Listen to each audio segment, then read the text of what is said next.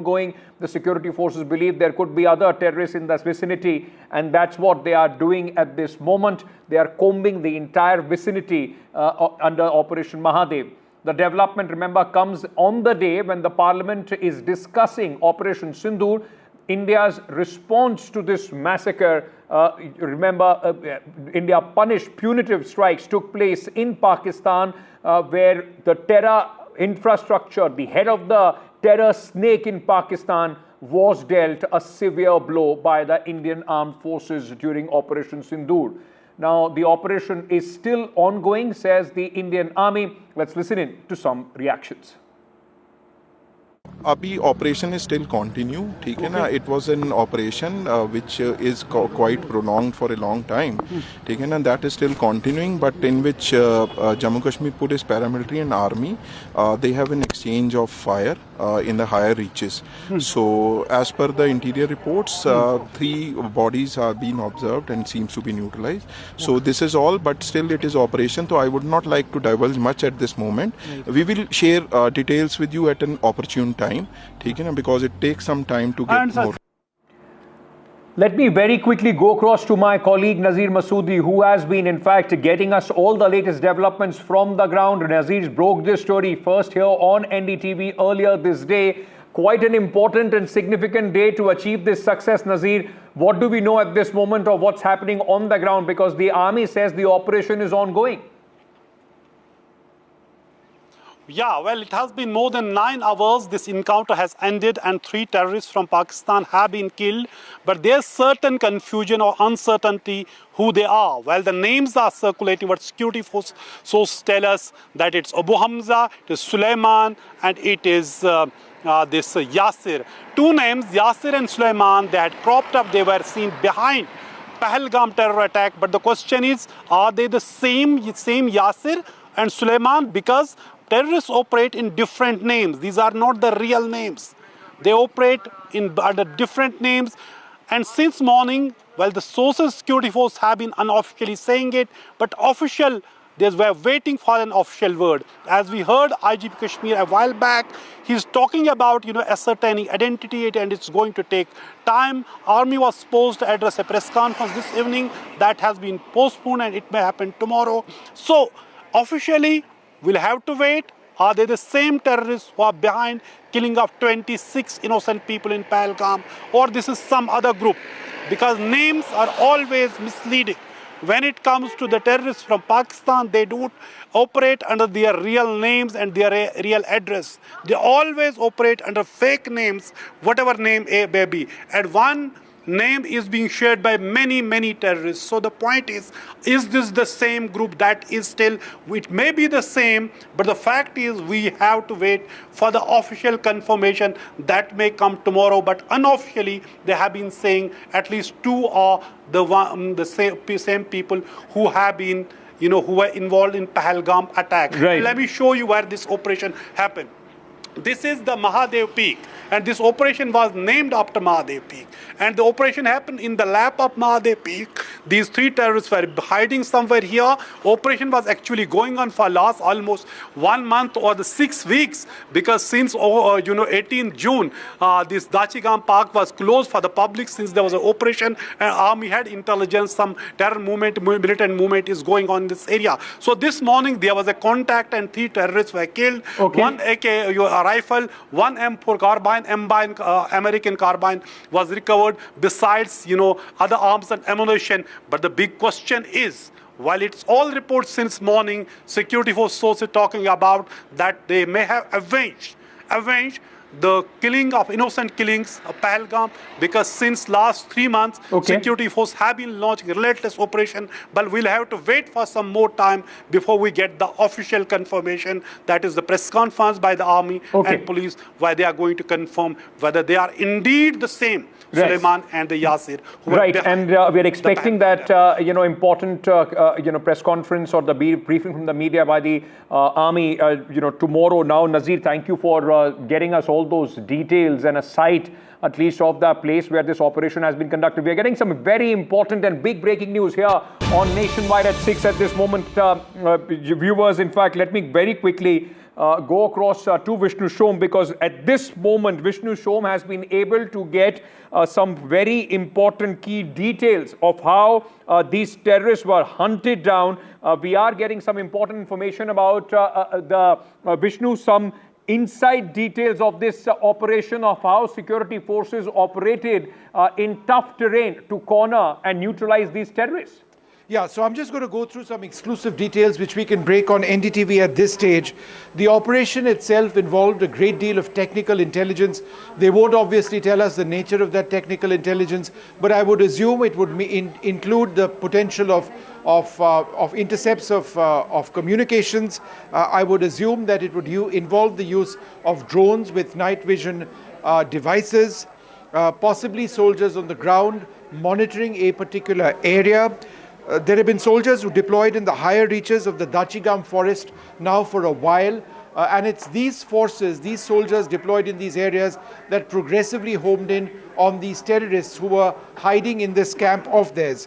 The exchange of fire took place at 9 a.m. this morning approximately. The area extremely rugged and forested, as you can see from the images so far. Now, the encounter site itself is linked to a ridge, and that ridge leads on to Pahalgam. Remember, it was in Pahalgam where those 26 innocent civilians were killed. There have been large-scale operations along this ridge for the last several months, as a result of which the terrorists were never in a position to actually settle in one area. However, the fact that they were moving in that terrain over a period of time indicates quite clearly that they were very well experienced in forest craft, which involves potentially training done by special forces. The encounter continues in that they're looking to see if there are any more terrorists in that area. They are also, they've got photographs now of the terrorists who've been eliminated.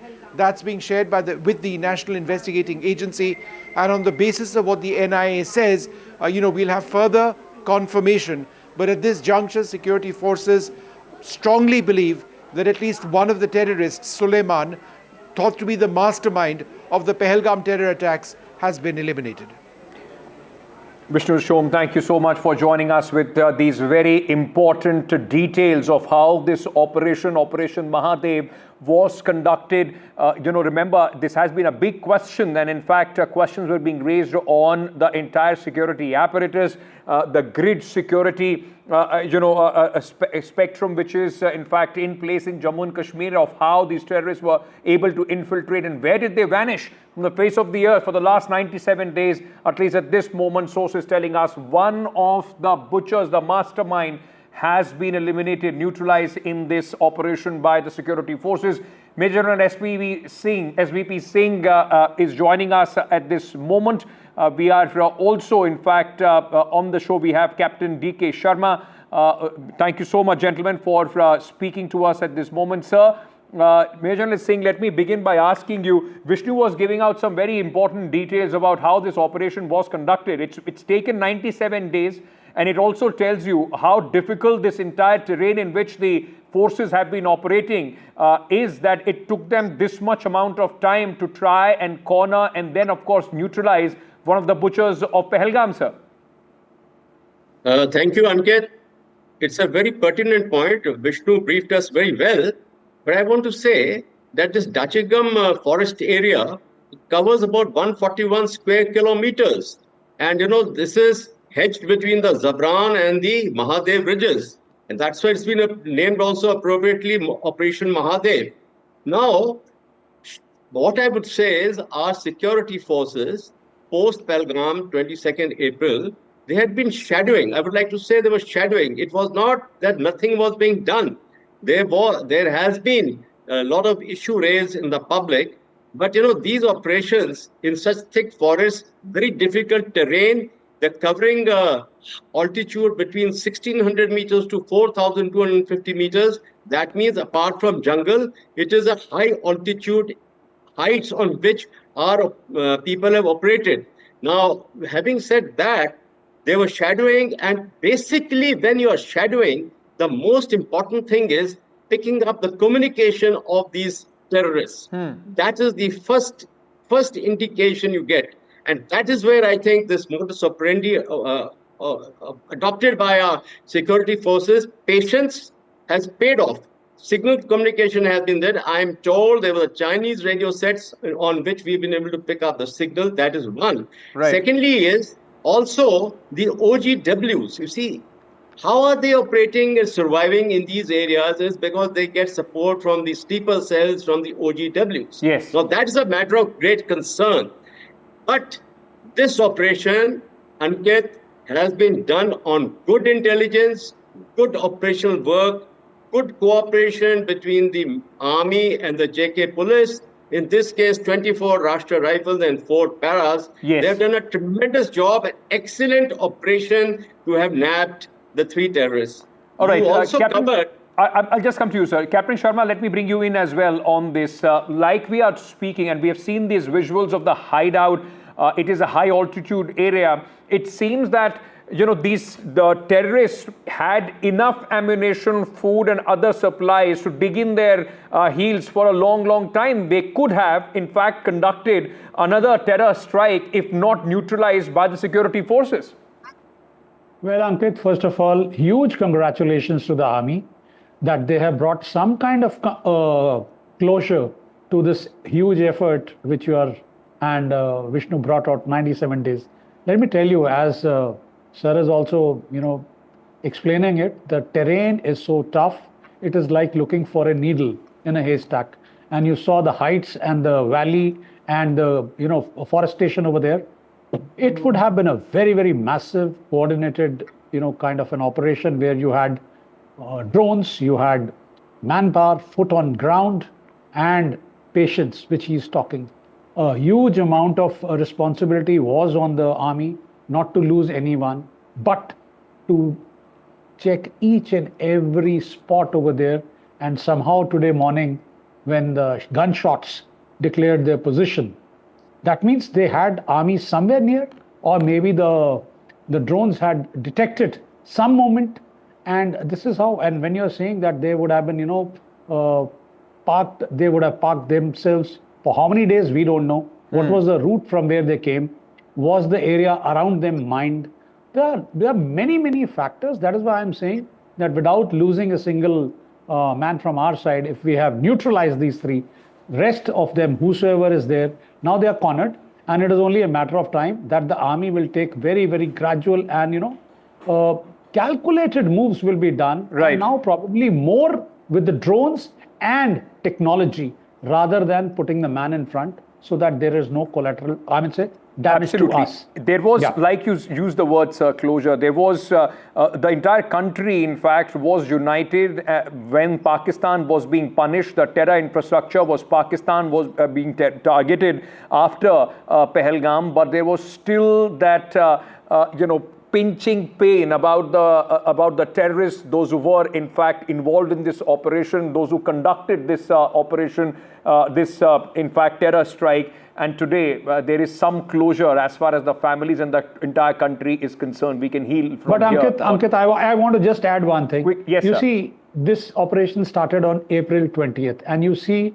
the amount of tasking for the intelligence agencies. Yes, there was something which the Lieutenant Governor also said, but now joining the dots and moving gradually and now reaching to this stage, you can well imagine the amount of patience which the JK police, I completely agree. the army and other agencies which have shown, and huge coincidence that today when the debate is on, we have got some proof that here they are. Absolutely. Now the final Sir, I'm press sorry, conference by the army. there is a breaking news that I have to shift my focus onto, but the important thing is, yes, you're right, the Lieutenant Governor of Jammu and Kashmir had said that there has been intelligence failure. For that, of course, accountability needs to be fixed so that it doesn't happen again, but the forces coming out on the top, in fact, and successfully executing this massive operation. Congratulations to the Indian Army for this fantastic job well done of hunting down these terrorists. Gentlemen, thank you so much for speaking to us at this moment. Breaking news coming in from Bengaluru on the broadcast right now. Bengaluru stampede case. Top sources have told NDTV that the suspension of the 4 officers has been revoked. 4 of the 5 suspended top police officers have been reinstated. Remember, there was a lot of hue and cry about the government trying to shift the blame of the stampede, when people were celebrating the victory of the RCB franchise in Bengaluru, which resulted in the death of people in the state. It's seen that the government was making the police as the scapegoat, the officers, those who were suspended. After that, IPS organization and others were also up in arms. At this moment, 4 of the 5 government officers, those who were suspended by the government, have been reinstated. Those who have been brought back to duty include Bengaluru Police Commissioner B. Dayanand, Central DCP Shekhar, ACP Balakrishna and Inspector Girish. Remember, the Bengaluru Police Commissioner's suspension drew lots of criticism as far as the Siddaramaiah government is concerned. Let me go across at this moment to my colleague Deepak Bopana, who is joining me with more details. Deepak, just for our viewers, just unravel this entire move, because at the time when the suspensions took place and it also went to the court also made comments about how the police in fact has only been made a scapegoat in this entire matter. Now the government silently trying to bring the officers back.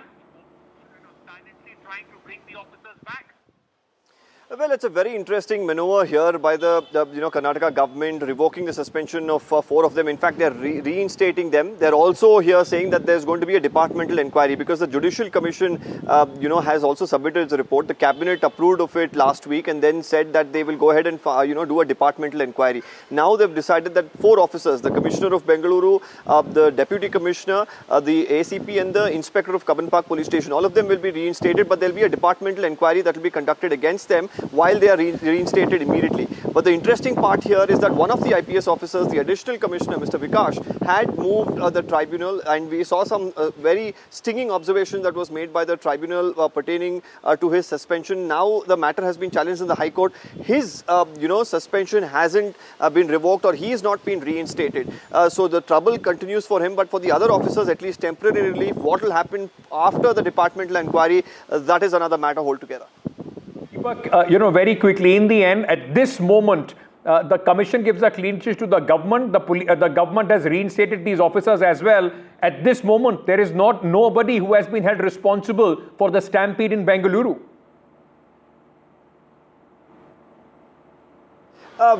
Interesting aspect here is that probably the government here realizes that the suspension of these officers was a little premature in terms of a decision that was made, because the arguments even in court are that there was no departmental inquiry, there was no judicial report or magistral report, nothing available for the government to actually go ahead and suspend these officers. So on what basis were they suspended was the question that was being asked. So probably now the reinstation is once again for the government to come clean. Thank you so much, Deepak, for joining us with all those details at this moment from Bengaluru. With that, we are slipping into a very short break. On the other side, there will be more news and updates from the fireworks in the Parliament on Operation Sindoor. We are coming back. Stay tuned.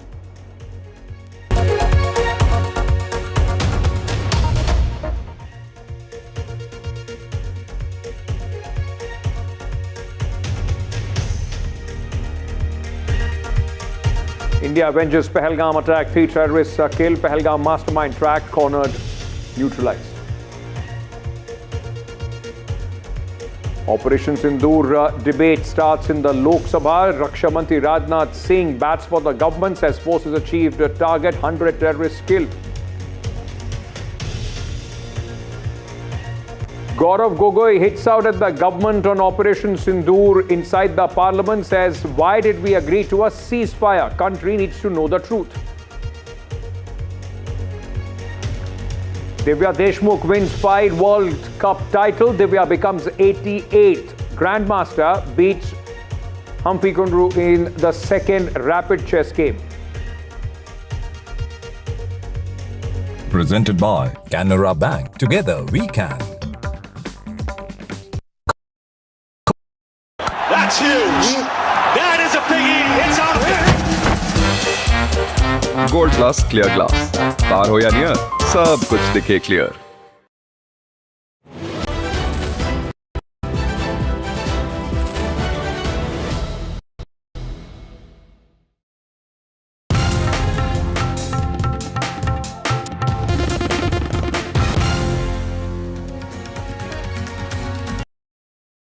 Is your business future ready?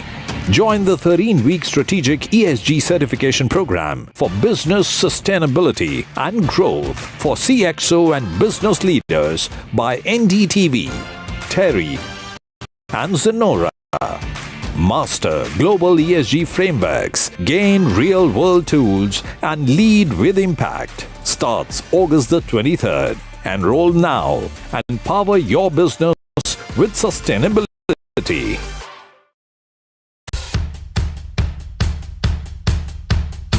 The markets move fast. And so should your portfolio.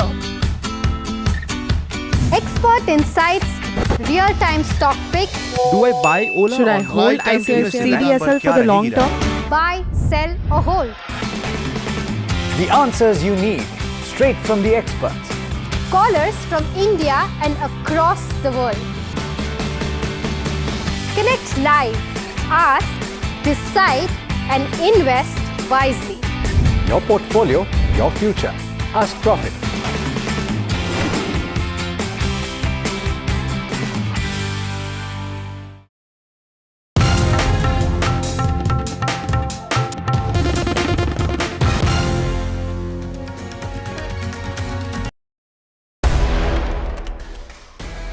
Well, in the latest episode of Control All Defense, we are talking about a platform that all of you want to hear about, that's Tejas. The big question, we do know it's a great platform, but is it of use for the Indian Air Force going into the future? How relevant will it remain?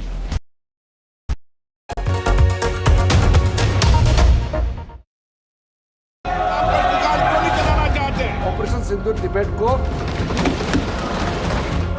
आज सदन पूरी तरह से तैयार है।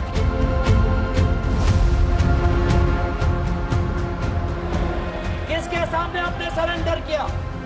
क्या operation सिंदूर सफल रहा तो उसका उत्तर है serious consequences. As a result, the first step which was taken was that a meeting of the Cabinet Committee took place on the 23rd of April, and that meeting decided that one, the Indus Waters Treaty of 1960 will be abeyance with immediate effect until Pakistan credibly and irrevocably its support for cross-border terrorism. Two, the integrated checkpost Atari would be closed with immediate effect. Pakistani nationals traveling under SARC visa exemption scheme will no longer be allowed to do that. Four, the defense, naval and air advisors of the Pakistani High Commission would be declared persona non grata. And five, the overall strength of the High Commission would be brought down to 30 from the number of 55. It was very clear, Honorable Speaker, sir, that after this first set of steps approved by the Cabinet Committee on Security, that India's response to the Pahalgam attack will not stop there.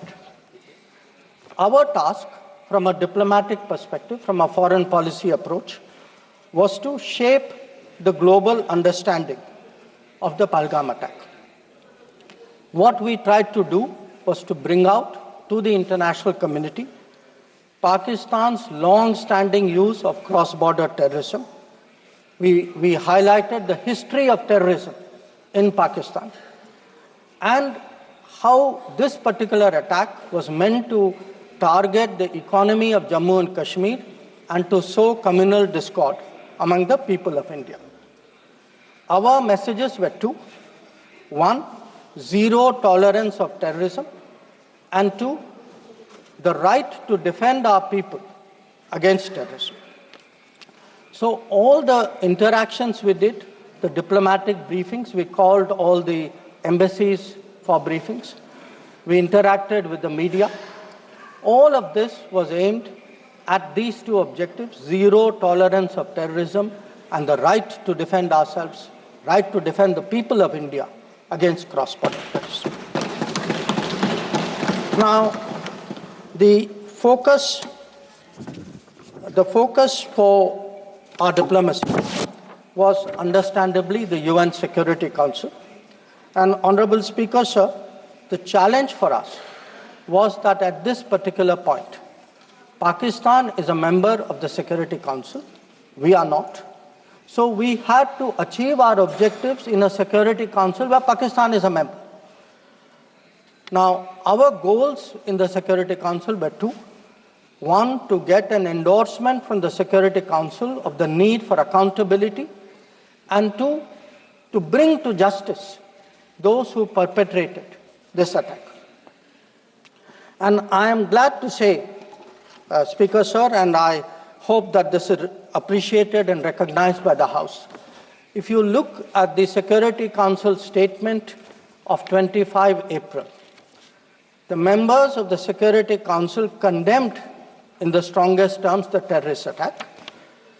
They affirmed terrorism in all its forms and manifestations constitute one of the most serious threats to international peace and security. And most important, the Council underlined the need to hold the perpetrators, organizers, financiers, and sponsors of this reprehensible act of terrorism accountable and bring them to justice. I highlight this, Speaker, sir, because this statement of the UN Security Council resonated throughout the international community. So when many honorable members asked today, where was the world on Pahalgam? I think the answer is there. The answer is there in a Security Council statement which says hold them accountable, bring them to justice, and that is exactly what we did through Operation Sindoor. Now, I also want, Honorable Speaker, sir, through you, to bring to the attention of the House a very interesting development pertaining to the TRF, the Resistance Front. When the Security Council was debating this on the 25th of April, and TRF had twice claimed responsibility for the Pahalgam attack, Pakistan defended the TRF. Pakistan tried to get any mention of TRF excluded, and in fact the Pakistani foreign minister told his parliament that this is a great diplomatic achievement.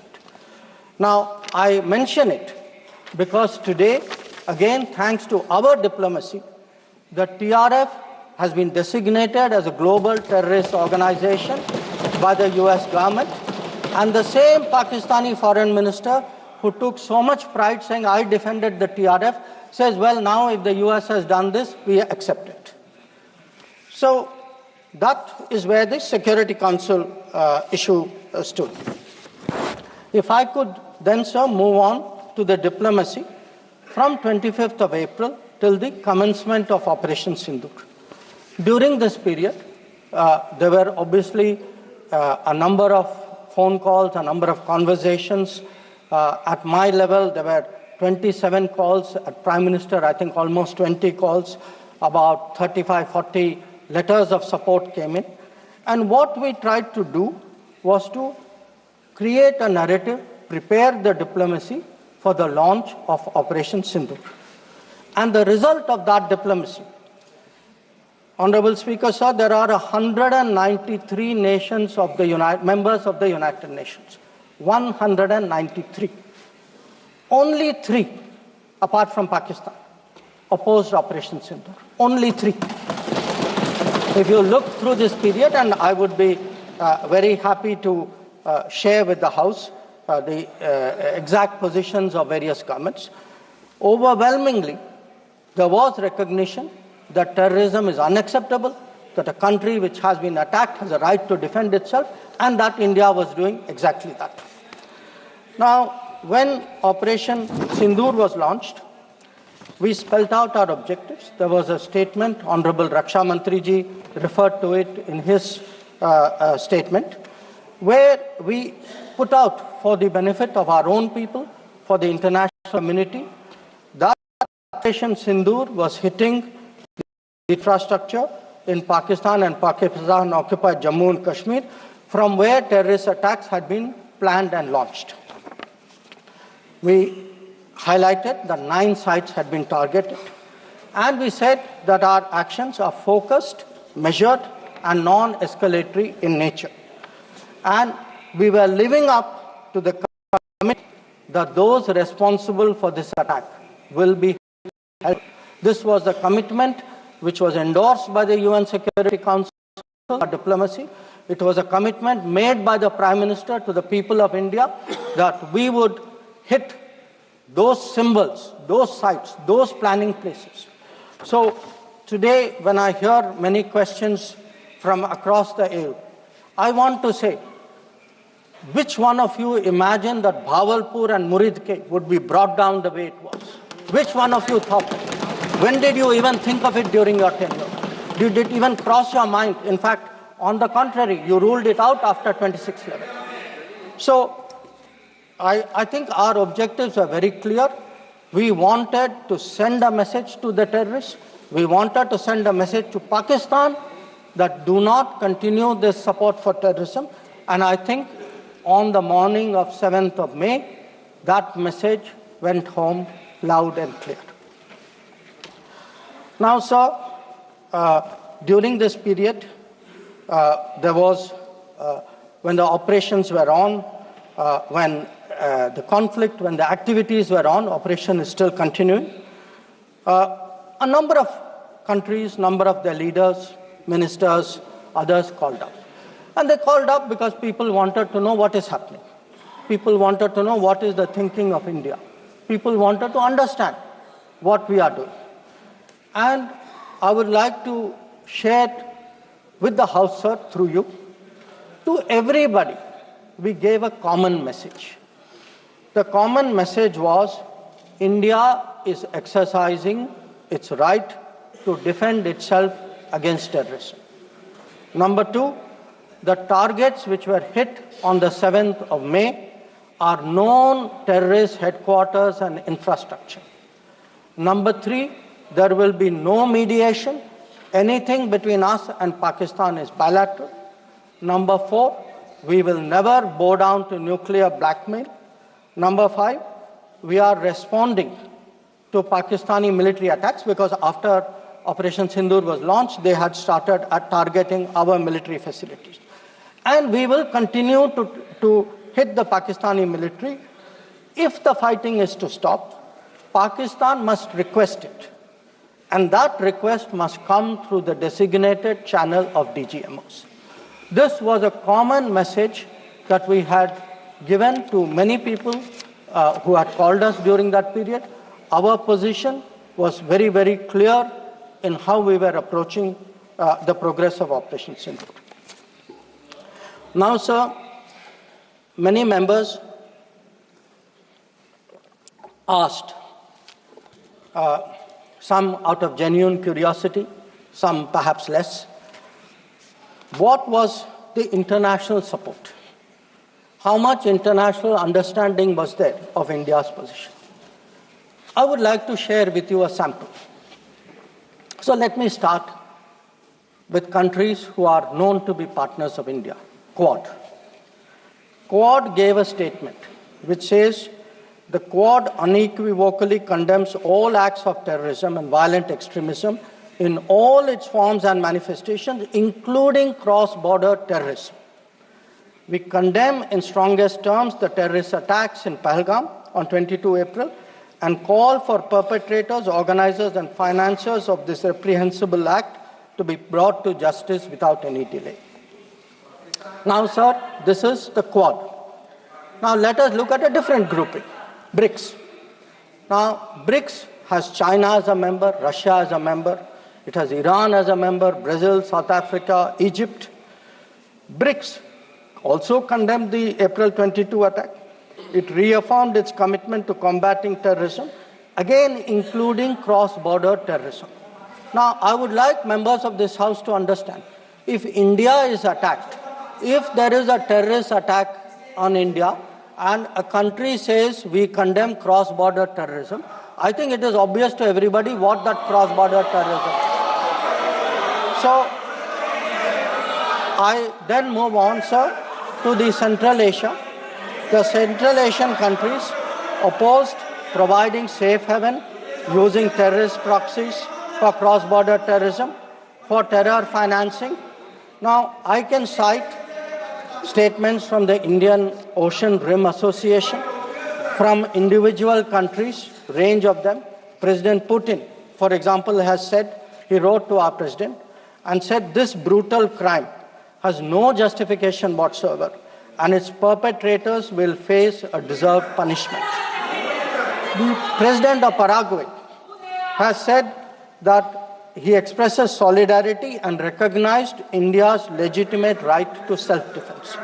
So the main point, the common thread, sir, which I would like to bring out is that number one, cross-border terrorism across the board has been recognized, all forms and manifestations, opposition to condemnation of Pahalgam terrorist attack, and the right of India to bring people to justice. Now, sir, in addition to that, I would particularly like to mention 2 or 3 other developments. One, the American designation of TRF. On the 17th of July, the Department of State designated TRF as a foreign terrorist organization and especially designated global terrorist. Now, this comes in the wake of the extradition of Tahavur Rana, who was involved in the 26/11 attack. And when people ask today, how successful is your foreign policy? Where is your diplomacy? I want to say that Tahavur Rana, which many of you tried for so long to get, is finally here because of us. I want to say TRF was designated not because somebody out there made a remark. TRF was designated as a global terrorist organization because our diplomacy persuaded another country to do that. Now, our strong stance has resonated across the world. I was some time ago in Germany, and standing next to me, the German foreign minister said, India has every right to defend itself against terrorism, and Germany will support this fight against terrorism. Similar position has been taken by France. Similar position has been taken by the European Union. So, what I would like to highlight, sir, is that today, where Operation Sindoor is concerned, there has been, the world sees what it is about. The world realizes this is a fight against terrorism. It is felt that India has acted responsibly but firmly. Now, I would like, sir, to address one particular aspect because some members have brought it up.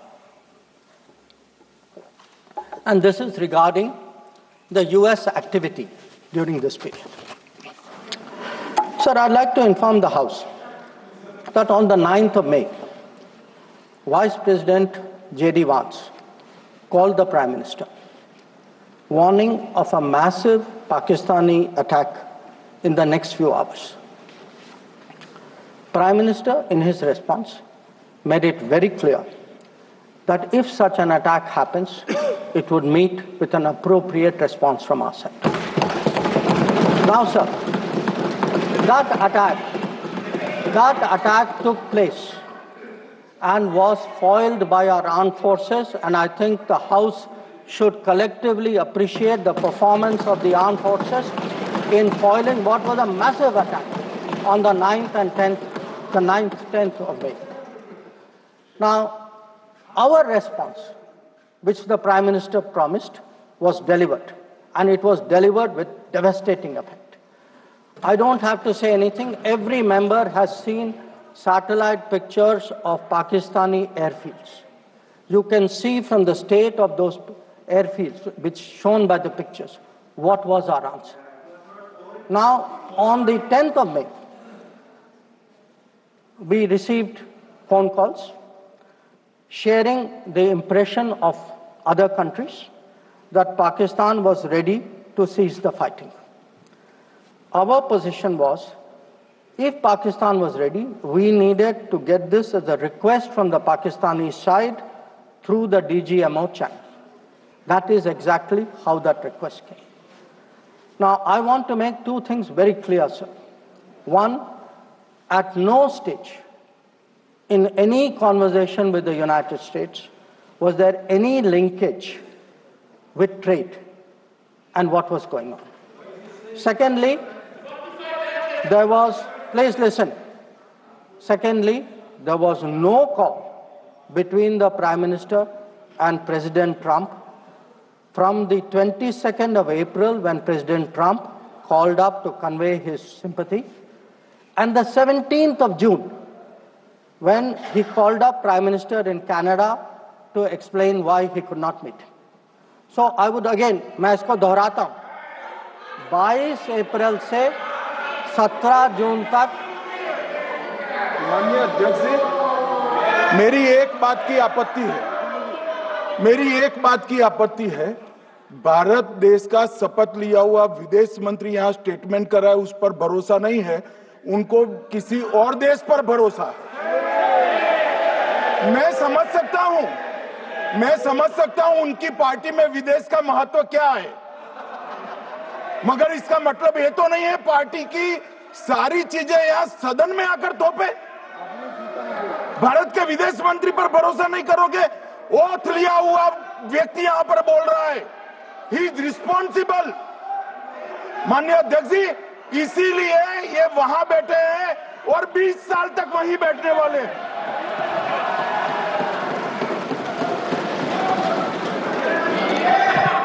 Honorable Speaker, sir, in the course of the debate today, some points were made by members of the opposition. I would like to respond to some of them. We were asked, why did you stop at this time? Why did you not go further? Please see who's asking this question. This question is being asked by people who, after 26/11, felt that the best action was inaction. Now, I would like, sir, to read out, because one member said, nowadays BJP members like reading from books. You get the truth in books. Sometimes you don't like what we read in books. So let me read out, sir, 2 excerpts from a book by the National Security Advisor of the UPA government. After 26/11, a chapter, this is a book called Choices. He says, on sober reflection and in hindsight, I now believe the decision not to retaliate militarily, but to concentrate on diplomatic, covert and other means was the right one for that time and place. This is what he says. But did he even do that? Because 26/11 happened in November of 2008. What was the reaction? The reaction was Sharm el-Sheikh. Was that diplomatic? Was it covert? Was it military? Now, what did Sharm el-Sheikh do? In Sharm el-Sheikh, the then government and the Pakistani Prime Minister agreed terrorism is a main threat to both countries. Now, today, sir, people are saying, America is hyphenating you, Russia is hyphenating you. That is what I heard Deepinder Huda ji say. Hello, you are hyphenating yourself. I mean, you did not need a foreign country to say, please link India to Pakistan. Your own government was saying, India and terrorism is a main threat to both countries. And then they said, terrorism should not be linked to the composite dialogue. And worst of all, they accepted a reference to Balochistan in that. Now, here is a country reeling after 26/11. And you are equating Balochistan and 26/11, what happened in Mumbai, and you are saying that the perpetrator and the victim have both got a problem. And then now you are asking me, why didn't you go further? People who did nothing are asking a government which did so much, saying, why didn't you do more? Now, you might think, sir, that this is a one-off, but this is a habit, because this is the thinking in that part of the house. Some years ago, there was, if you remember, sir, the Mumbai train bombing. The Mumbai train bombing happened in July of 2006. In September of 2006, 3 months after the Mumbai train bombing, at Havana, the UPA government, with its Pakistani counterpart, condemns all acts of terrorism as though we are both again equal, and agrees that it's a scourge that we need to effectively deal with together. And then they directed again resumption of dialogue. So what I want to highlight is, for people who did nothing, to have the temerity, the gumption today, to ask a government which did so much, which brought down Bhavalpur and Muridke, to say, why didn't you do more? I think it's extraordinary. Now, sir, we also heard from one of the early speakers saying we are now facing a two-front, and that the leader of opposition has been warning us about two-front. Now, all I can say, sir, is the person who said it, and maybe the leader of opposition, must have missed their history lessons in school. I'll tell you why. Because I would like to walk you through the history of this two-front. The two-front started because of something called POK. POK was created in 1948-49 by the government of this country by not completing the job of what was to be done. Now, sir, the House should note these dates. The two fronts started 1963, when the Shaksgam Valley was ceded by Pakistan to China as a result of an agreement. Then in 1966, the Karakoram Highway was agreed upon, which took 20 years, was completed in 1986. Now, references were made to China-Pakistan military collaboration. So when did this collaboration start? I'll give you the year, 1966. In 1966, the first Chinese military supplies went to Pakistan. When did nuclear collaboration start? 1976. 1976, when Bhutto arranged for China-Pakistan to get together on this. And in 1980s, when Prime Minister Rajiv Gandhi was visiting China and Pakistan, that was when the nuclear collaboration was at its height. Now, let me go further. You will say, why are you talking history? So let me bring this further up. 2005, Pakistan-China Treaty of Friendship and Cooperation. 2006, Pakistan-China Free Trade Agreement. 2013, handing over of Gwadar to China, Gwadar port to China. May 2013, announcement of China-Pakistan Economic Corridor.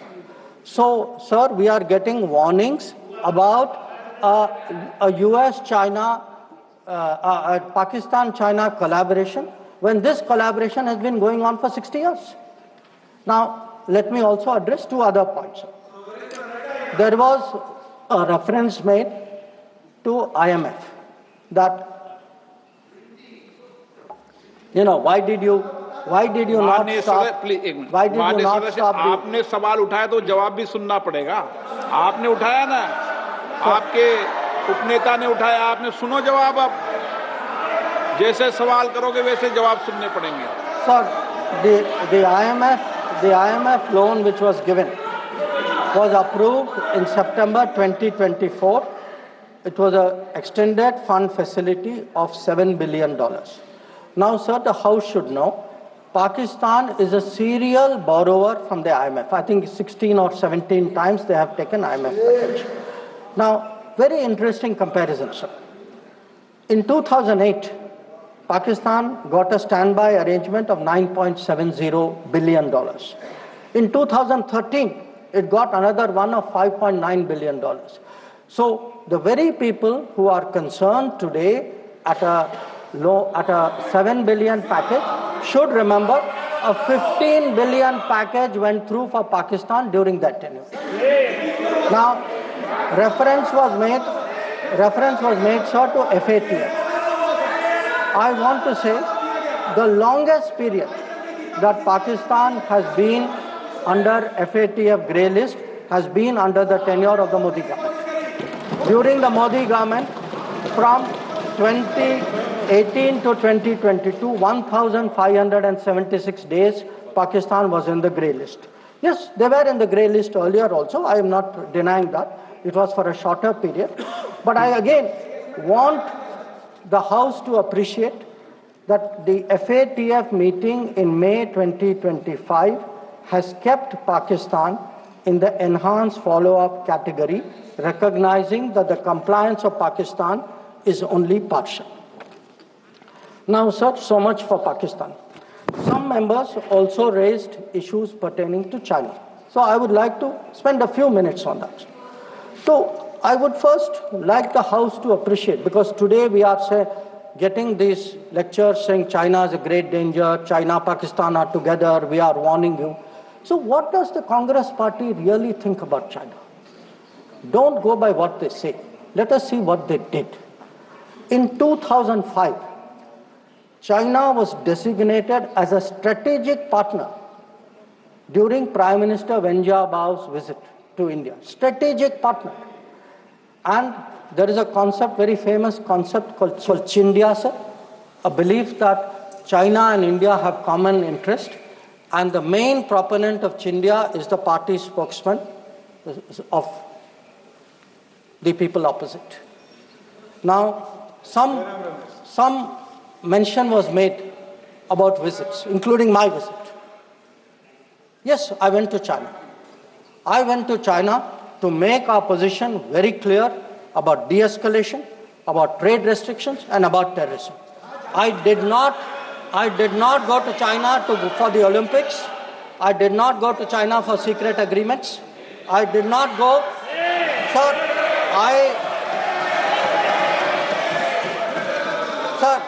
Sir, the House should know that people were watching Olympics when China was issuing stapled visas for people from Arunachal Pradesh and Jammu and Kashmir. This is the reality of China. Now, let me really tell you, sir, how is the relationship with China. Some years ago,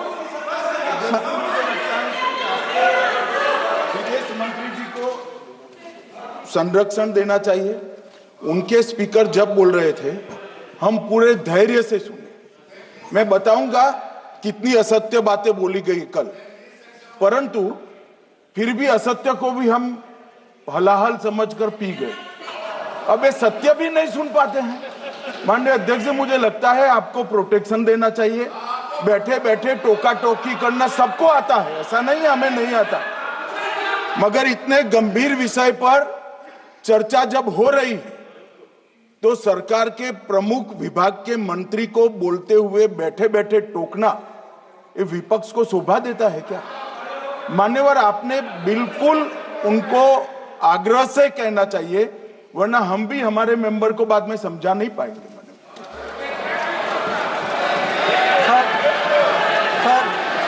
We heard today a lot about what was supposed to be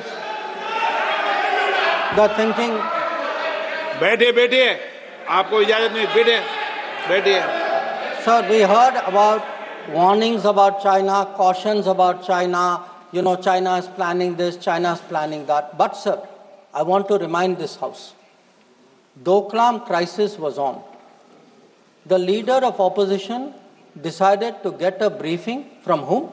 Not from the government, not from the emir, from the Chinese ambassador. He took his briefing from the Chinese ambassador when our military was confronting the Chinese military in Doklam. So I want to say that I want to say,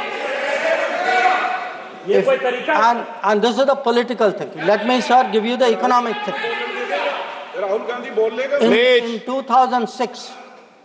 In 2006, the UPA government... please बैठे टिप्पणी मत कीजिए, आप बहुत कर रहे हो, नहीं, गलत है, बैठे टिप्पणी मत कीजिए। Sir, in 2006, because I want to illustrate my points with facts. I spoke about political facts, I spoke about border facts. Let me give you an economic fact. What is the economic thinking of the Congress party about China? In 2006, the Congress party agreed to do a regional trading arrangement with China. It was finalized during the visit of President Hu Jintao. A task force was appointed. The task force gave a positive recommendation. Through the efforts of various people, this did not happen. Let me give you the technology side. The very people today who are cautioning us on China are the people who allowed 3G and 4G to come from China. It is this government which made sure there was a made in India 5G. And finally, sir, we keep speaking about the border. The border, if today, whether it is the border with Pakistan, whether it is the border with China or any other border, if our military is today able to stand its ground, the kind of massive deployment that we saw on the China border after 2020, it is because our border infrastructure budget has gone up 4 times. Our tunneling, our road building, our bridging has doubled or tripled. And this is a far cry from the period when the thinking was, let's not develop the border because then the Chinese cannot come there. We had 60 years of neglect of the border. Today, in the last 10 years, that neglect has been reversed. There is still a lot of work to be done. So I think people need to understand. And it's not just in India, sir. We have just come back from Maldives. When I hear comments about foreign policy, yesterday, day before yesterday, the Prime Minister was the guest of honor at the Independence Day of Maldives. This is the country which during their time forced an Indian company to leave an airport. That country today has invited India to build 2 new airports. Look at Sri Lanka.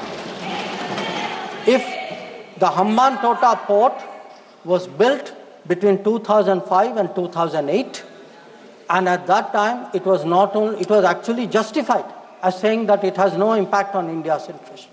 So I want, sir, the House to appreciate that the people who are today claiming to be custodians of national security thinking, who say that they are giving warnings, let us look at the record, let us see what they did when they were in office. But now allow me to come back to Operation Sindoor. So I want, sir, to conclude by saying this. The challenge of cross-border terrorism continues, but Operation Sindoor marks a new phase. There is now a new normal. The new normal has 5 points. 1, terrorists will not be treated as proxies. 2, cross-border terrorism will get an appropriate response. 3, terror and talks are not possible together. There will only be talks on terror. 4, not yielding to nuclear blackmail. And finally, terror and good neighborliness cannot coexist. Blood and water cannot flow together. This is our position.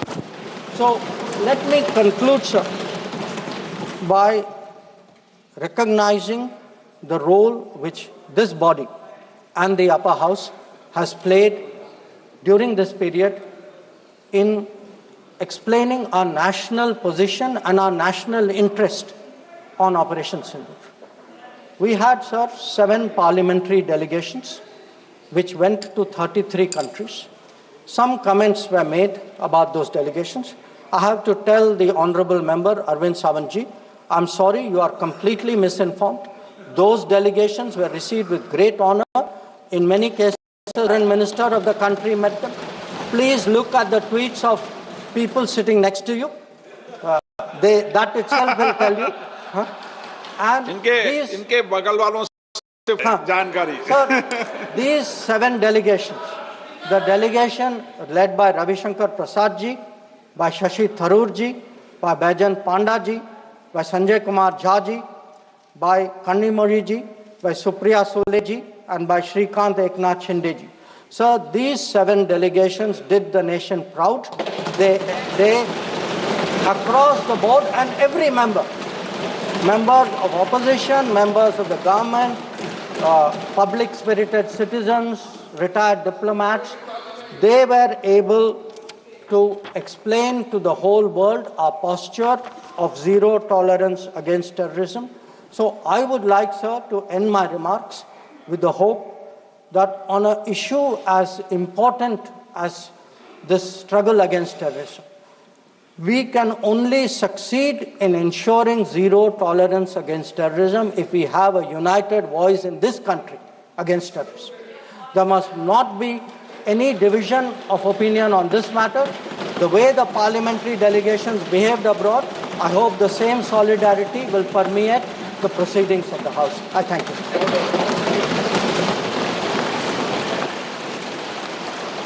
Shri Mia Altaf Ahmad.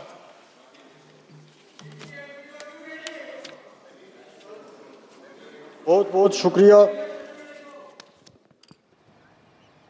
Good evening, ladies and gentlemen. You're watching NDTV. External Affairs Minister Dr. S. Jaishankar just finished his speech in the Lok Sabha, and he said something that the Prime Minister has always believed in, always reiterated: blood and talks won't go together. In fact, terror and talks won't go together. There will only be talks on terror. This is what Dr. S. Jaishankar said, and he also talked about the kind of support that India has been getting from seemingly hostile countries. He talked about his recent visit to Maldives. He also said that the opposition is asking questions that are completely out of context and completely inappropriate. He also said that the people who are blaming China for Galwan and all other enmities with India are the ones who wanted 4G and 5G from India. Now, this was just one of the many speakers today, Dr. S. Jaishankar. Before that, the debate was initiated by Raksha Mantri, Dr. Rajnath Singh. Mr. Rajnath Singh did speak about a method in the madness of terrorism that Pakistan perpetuates. He said that he in fact quoted from the Bhagavad Gita, saying that our ancient scriptures have taught us not just courage but also patience. He said that it is important to understand that India started with peace talks. He talked about that famous Lahore bus yatra that Atal Bihari Vajpayee, our former Prime Minister, undertook, and he said that Pakistan does not understand that language, which is why Operation Sindoor had to be done, Uri had to be done, and of course Balakot had to be done. Now, these were speakers from the BJP side. There was also Jay Panda. There were also other speakers. But remember, there were also many important questions that were asked from the opposition side. In fact, Deepinder Hooda from the Congress party and Gaurav Gogoi, the deputy leader of opposition of the Lok Sabha of the Congress party, asked some very pertinent questions seeking accountability. Deepinder Hooda, in fact, went to an extent of asking how the IMF fund was given to Pakistan and why the victim of terror, India, still has to go to the world to explain the kind of violence that Pakistan perpetuates on us. He, in fact, spoke about the dehyphenation that really has been destroyed now with what happened in Pulwama. Mr. Gaurav Gogoi also asked questions on responsibility. In fact, asked for some resignations, including that of the Home Minister. More importantly, let's also talk about the kind of questions and the answers that played out in the floor of the House today, with the opposition also changing its goalpost and saying that there is a need to also discuss the special intensive revision of roles that is happening in Bihar, making it clear that Operation Sindoor is not the end of the debate that they seek from the government. But we'll discuss all of that in just a bit. We will be joined by a panel of experts. With me is Satya Prakash Mishra, who is from the JDU. We also have Kapil Madan, who's a supporter of the Congress party. Before we get in our guests, let's also take a look at the face-off that played out on Operation Sindoor in the floor of the House today. अध्यक्ष महोदय, कभी कभी हमारे प्रतिपक्ष के लोग ये पूछते रहे हैं कि हमारे कितने विमान गिरे। मुझे लगता है उनका यह प्रश्न हमारी राष्ट्रीय जनभावनाओं का सही से प्रतिनिधित्व नहीं कर रहा है। मुझे लगता है उन्होंने एक बार भी हमसे यह नहीं पूछा कि हमारी सेनाओं ने दुश्मन के कितने विमान मार गिराए। क्या ये जरूरी नहीं कि जेट गिरे, पर क्यों गिरे, क्या गलतियां हुई, वो महत्वपूर्ण है। संख्या महत्वपूर्ण नहीं सर। 35 ही राफेल है देश में, 35 ही राफेल है। अगर उनमें से कुछ गिरे भी तो देखिए सर, मुझे तो लगता है कि बहुत बड़ी क्षति हुई। Okay, we're also joined by Jayanto Ghoshal, who's a consulting editor with NDTV. We are also joined by Ganesh Naik, who's an MP of the Congress party. We have A. Saravanan of the DMK. Thank you, all of you. And also Rakesh Sinha, who's an ex-MP, former MP from the BJP. Thank you, all of you, for joining us. Mr. Mishra, to you first. You belong to the JDU. It's the opposition's job to ask questions. Sometimes do we also indulge in this reduction of anti-India, pro-India debate? What's wrong in answering questions? There is no wrong in answering question, but question must have a kind of head. These questions opposition raising has no head basically. You know what they are raising? Have you surrendered? They are well aware that the foreign secretary, foreign ministers and DGMO, everyone, in detail told the media some time back when the Operation Sindoor was in halt, but they never understood that.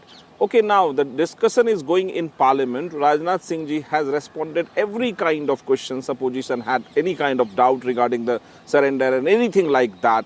What Rajnath Singh ji importantly said, that the strategic position of India has changed during this Operation Sindoor, because now India believes if any attack carried out by any terrorist organization, India will take the attack on India. And the second most important point, what he told the House, opposition party must understand unity of India must be there. Today they are discussing, but the message should be gone to entire world, must be gone. So that's an India important... is taking tough stand against terrorism and it is not going to tolerate.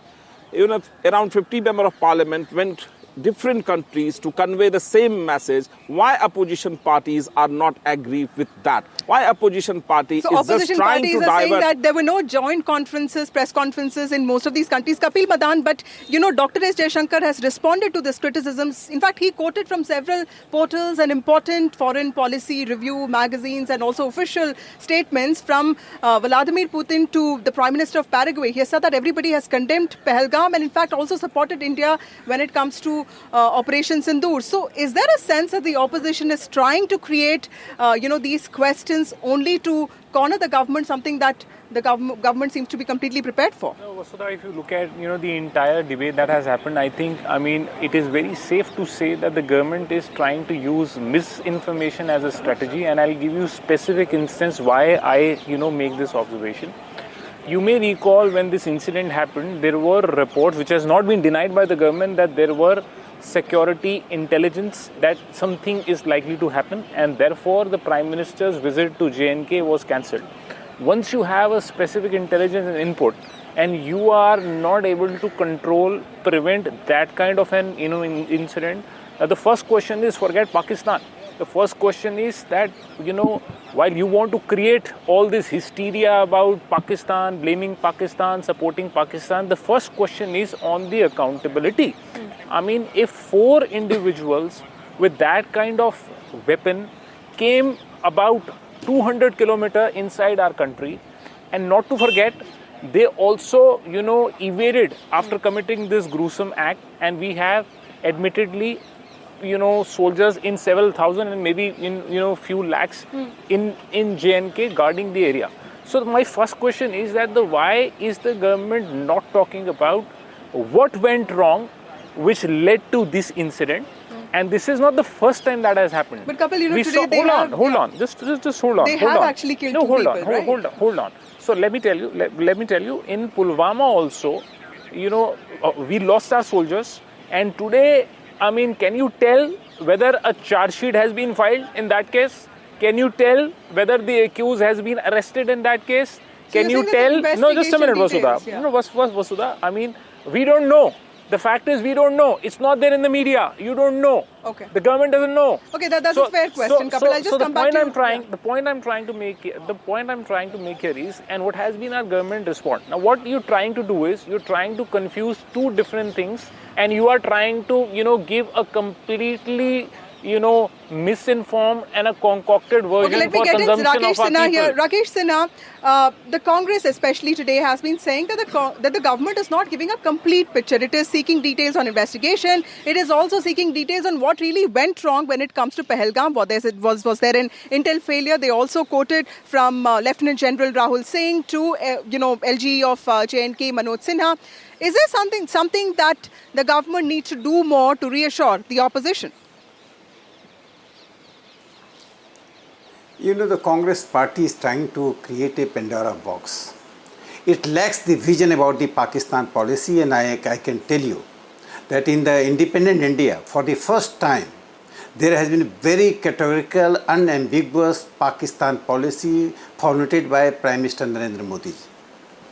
That is the reason that India, without getting isolated and taking the support, moral support of the world community on the question of terrorism, declared that this war is not a war against any country. This war is against terrorism. This war is not for a geography. This war is not for the seat of power. This war is not for economic gain. This war is to create peace and harmony in the world community, and the Operation Sindoor has a wider ramification. That is the reason when 7 committees, a multi-party committee, Narendra Modi ji formed a multi-party committee, all party members, even CPM members, Congress party members, all party members were the part of the committee. They visited 33 countries. The kind of welcome and kind of the gestures of these countries, they showed that India garnered a great support in its foreign policy. Second important thing that I am asking the Congress party, they don't have the moral. In 1970, during the 1971 war, when the parliament session was going on, the Kissinger, the advisor of the President Nixon, visited India, and the parliament was not informed. There was a question by Phul Chand Burma from Ujjain, member of parliament Ujjain. He asked, when parliament is in session, Kissinger is visiting this country, why didn't you inform the parliament? Why you have disguised the visit of Kissinger? Another question was asked. That is very important here for the moral of the Congress party is taking high moral. I am asking the Congress party, when Kissinger was here, the member asked, why didn't you ask to visit the refugees camp? Those who came these are the important questions that probably the Congress party will have to answer, but now it's the government that is asked to answer a few questions. Mr. Sinha, I'll come back to you.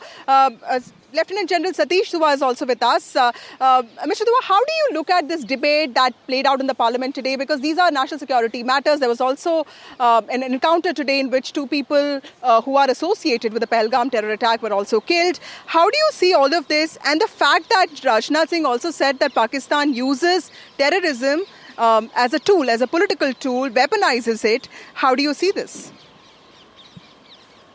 That Pakistan uses terrorism as an instrument of state policy is well known, and India has been fighting against it militarily, diplomatically, politically, and in every forum.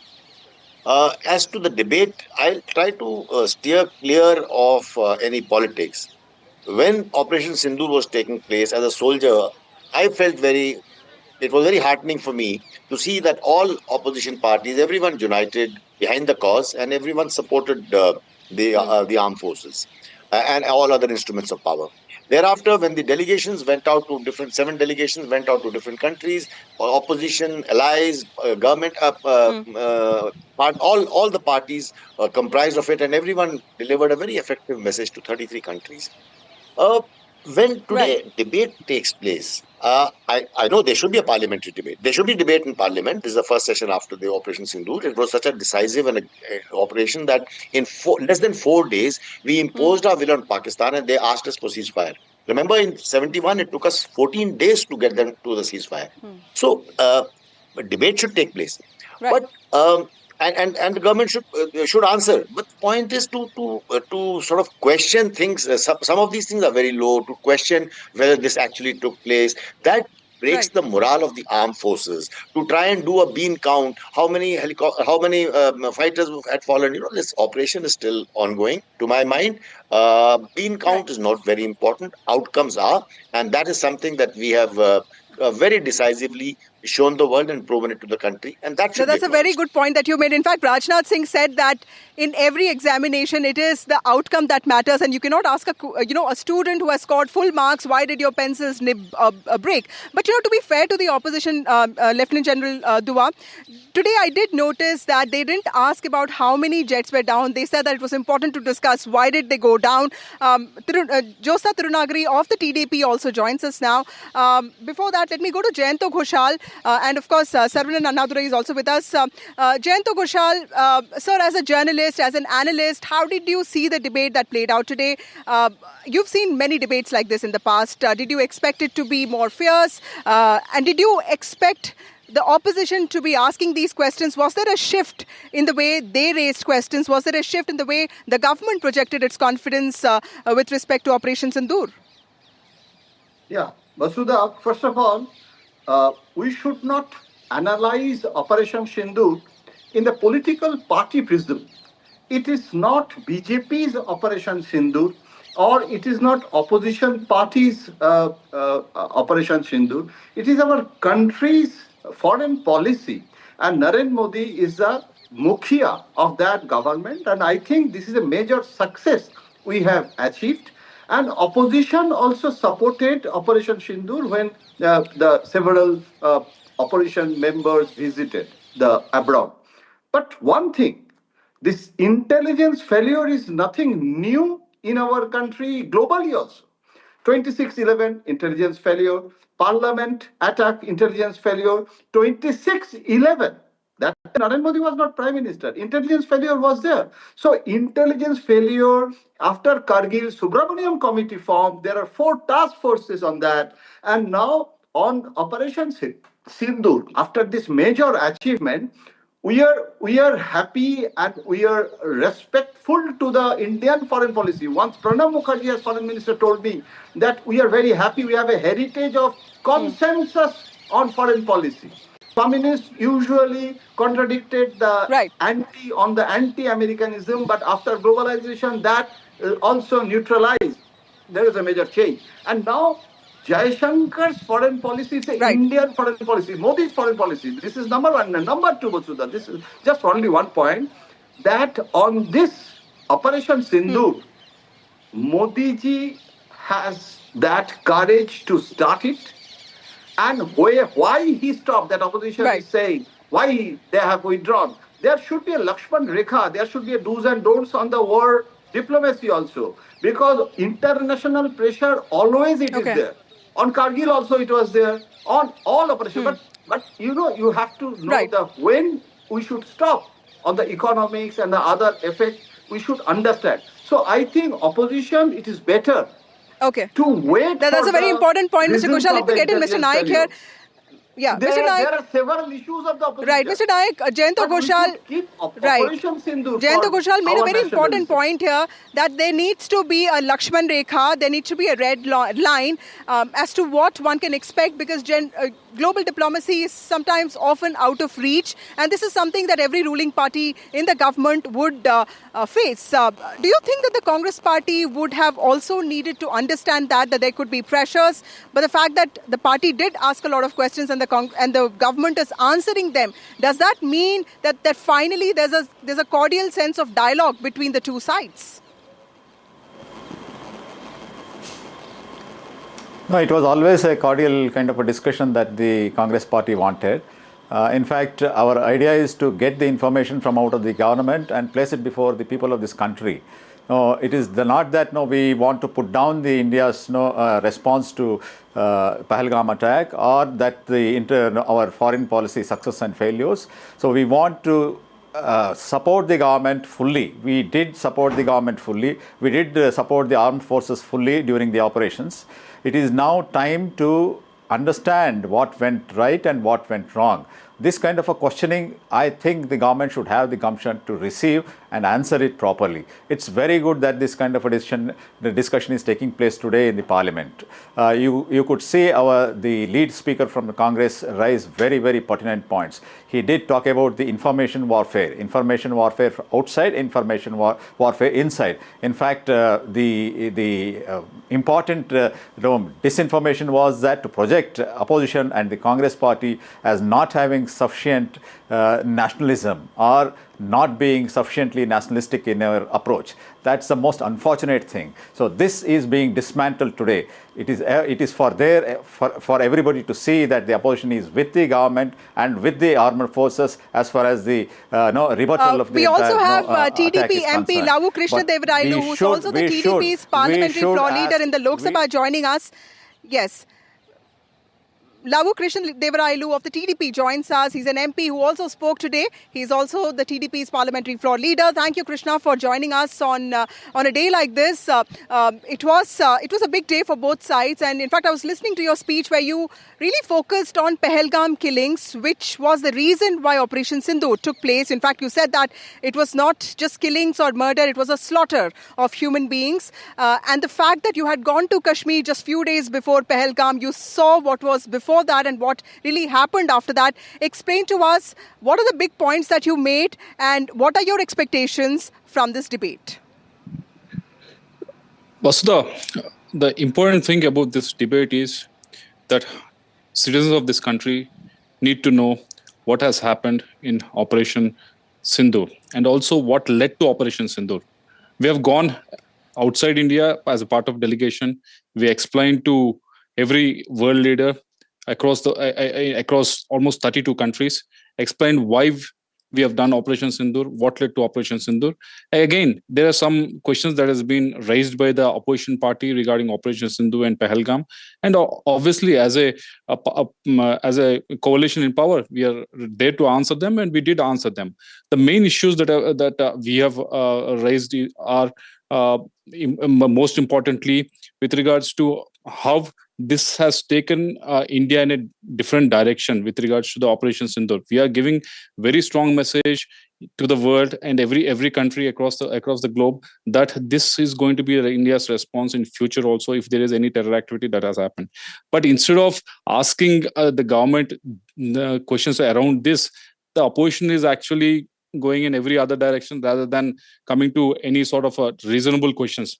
And the other thing that we have mentioned with regards to, in the parliament is with regards to the putting again Pakistan on FATF list. It has been done when during the Modi's time only from 2018 to 24. Again, because of COVID or some other reason, it has been taken out. But now we asked the government to work towards putting Pakistan on FATF list. And the second thing after FATF list was with regards to making sure that whatever with regards to the Pakistan that we are trying to do, make sure in the World Forum they are isolated as much as possible. And also with regards to the investment in our defense technology, also we are asking the government to actually invest as much as possible in the defense technology. Also, these are the 2-3 asks that we mentioned on the floor of the House. Okay. And most importantly, Krishna, my last question to you: a lot of opposition leaders. Most importantly, we asked about making sure that we have moved 30 years back in United Nations with regards to the definition of terrorism.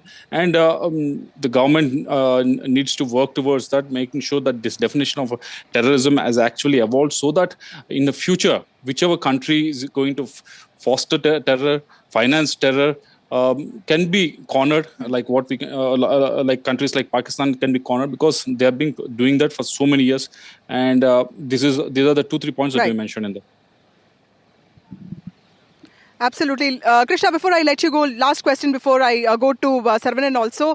Krishna, a lot of opposition MPs also spoke about the multi-party delegations, and they said that, in fact, they alleged that this is a failure on part of India's foreign diplomacy, that many of these countries did not have a joint statement that came out when these multi-party delegations went to their countries. In fact, they also said that they were not even received properly. Can you clear the air? Because you were one of those who traveled to different countries. In fact, you went to Qatar, you went to Ethiopia, you went to South Africa and also Egypt. These are very important countries. What would you have to say about this allegation that the opposition has raised, that India does not have the kind of support from the global community as it should?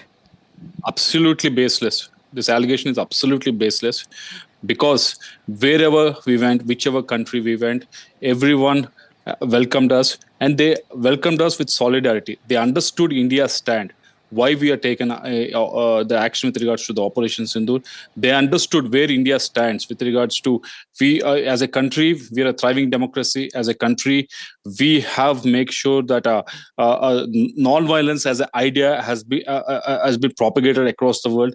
We are a country which exported teachers, we exported technology, we exported trust. That is what we stood for, and they all know it. Whichever country we went, all the delegations went, they all know what Pakistan stands for. They harbor terrorists, they give asylum to Osama bin Laden, they run terrorist camps, they send terrorists across the border. Every terrorist activity that happens across the globe, there is a Pakistani fingerprint that can be seen. So whichever country we went, they welcomed us, they understand India's, they respect India, because as a country we have done so much for the global south, not only global south, but as a historically also we have done so much with these countries.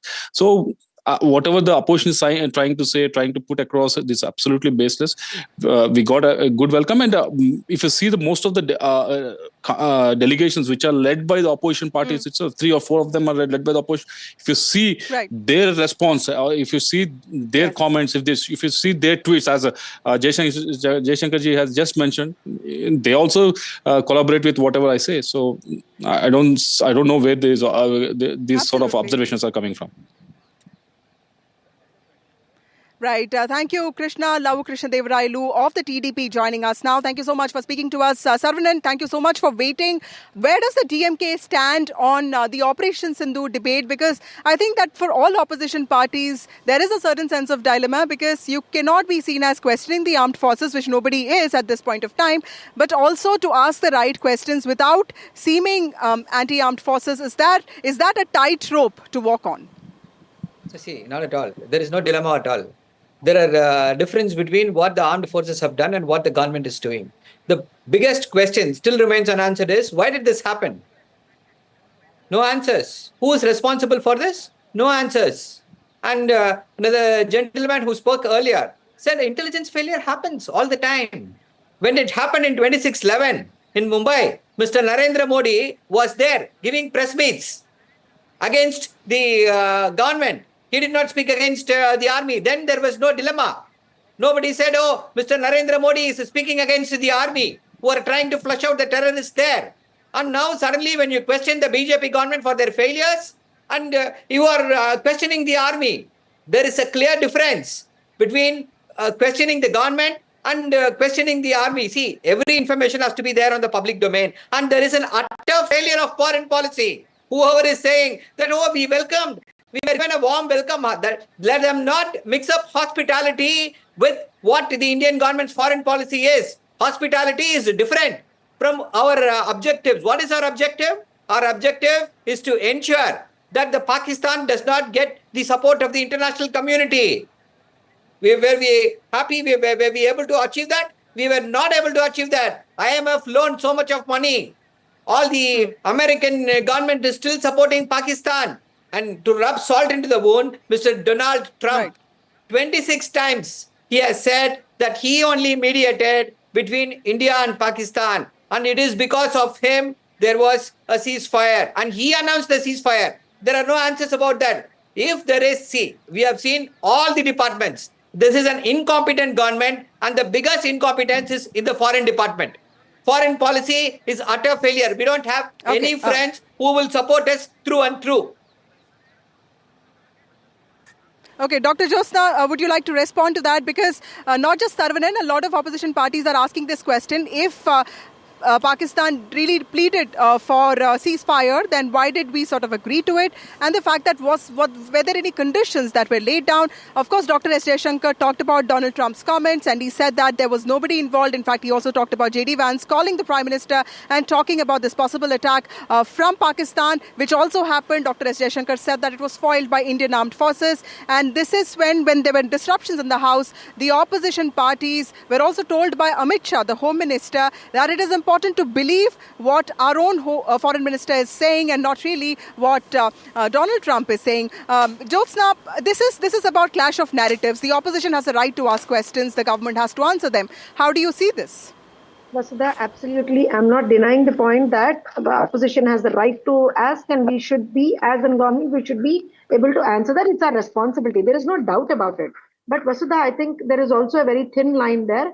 And for all of us, each one of the citizen of India, national security, I don't think, Vasudha, it isn't a reality show, I believe. Do you believe it, Vasudha? Isn't it?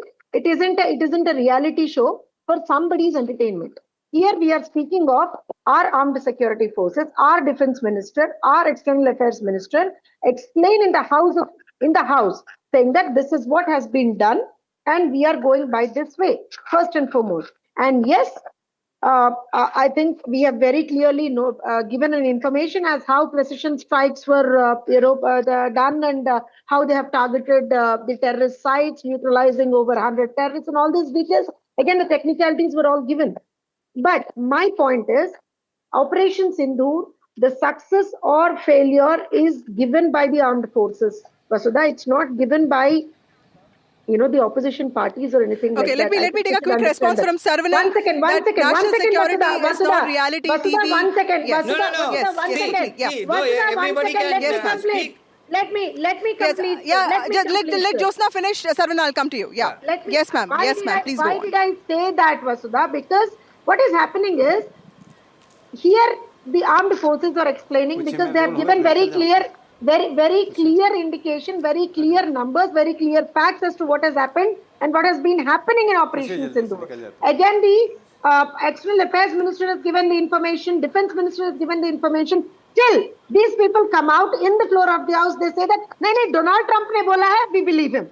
And somebody else ne bola hai, we believe him. Okay, Saravanan, They are just doing it for the Saravanan, please sake of respond to that. mockery. Yeah. See, we don't want to believe Donald Trump. Why don't you have the courage to question him? Why don't you have the courage to say on the face of Donald Trump, no, we don't believe you, sir. Stop speaking lies. Who is preventing you? Because you have surrendered. You have surrendered the entire foreign policy to the whims of America. That is the problem here. And the business interest. Okay, Jyotsna, would you like to respond? Yeah, please respond. Yes. Policy. That is your problem. We have to give the last word to Jayanto Ghoshal. Jayanto Ghoshal. Only two things. Vasudha, only 2 points. Vasudha, only 2 points. Let Jayanto Ghoshal respond. I'll come to Jyotsna. Yeah. Yes, sir. Just 2 points. Very quickly. Mr. Ghoshal, yes. Mr. Ghoshal. To respectable DMK member, I have only one very vinamrata ke saath bol raha hu.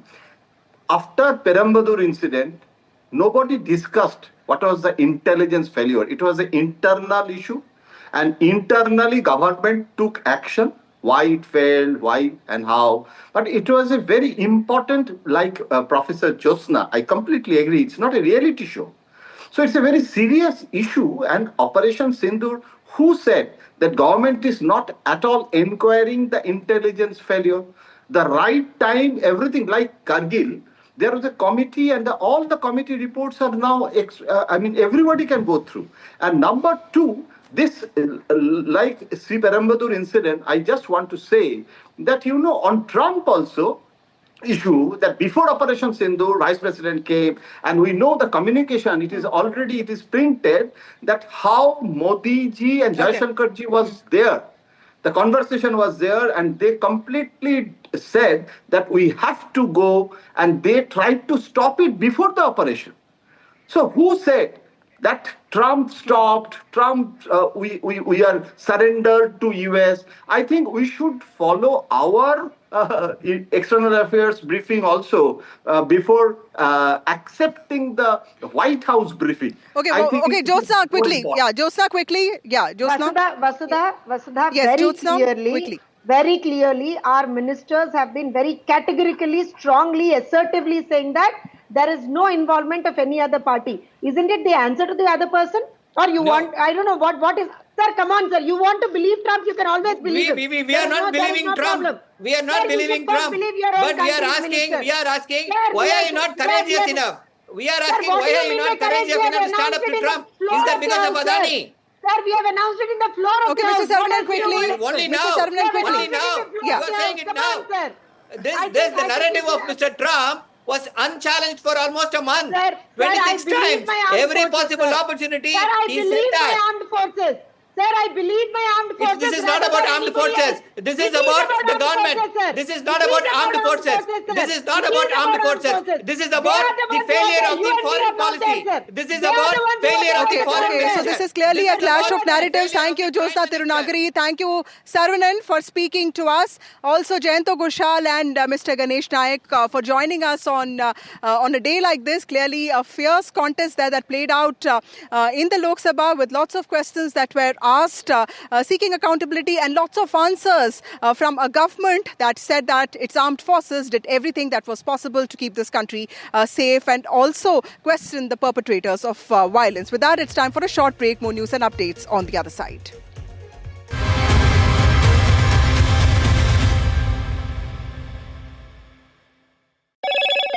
Hello, Moto.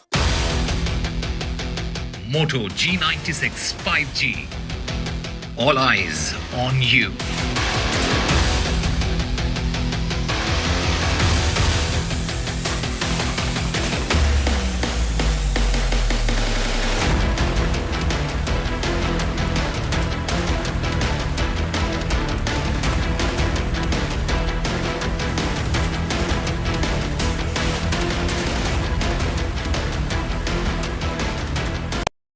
तू ही तो है जिसकी सच्चाई वाली clarity की वजह से मैं आज यहाँ हूँ। गोल्ड प्लस सिल्वॉक्सी मिरर्स, ऐसी क्लैरिटी कि आपको सिर्फ सच नजर आए, चाहे कितने भी साल बीत जाएं।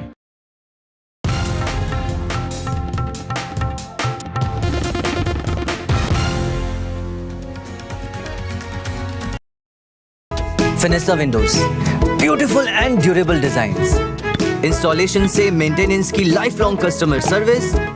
आपके घर में फिनेस्टा नहीं है तो कॉल कीजिए। Fine Finer Fenesta.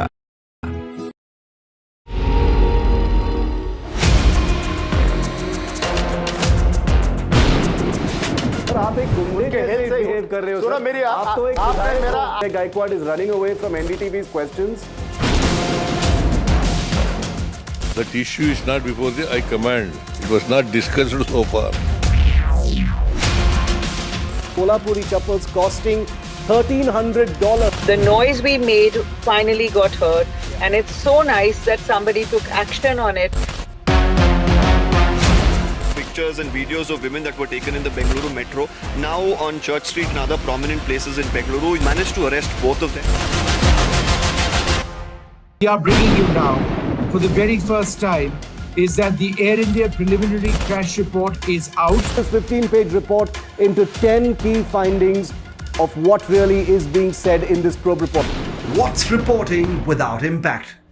NDTV 24/7.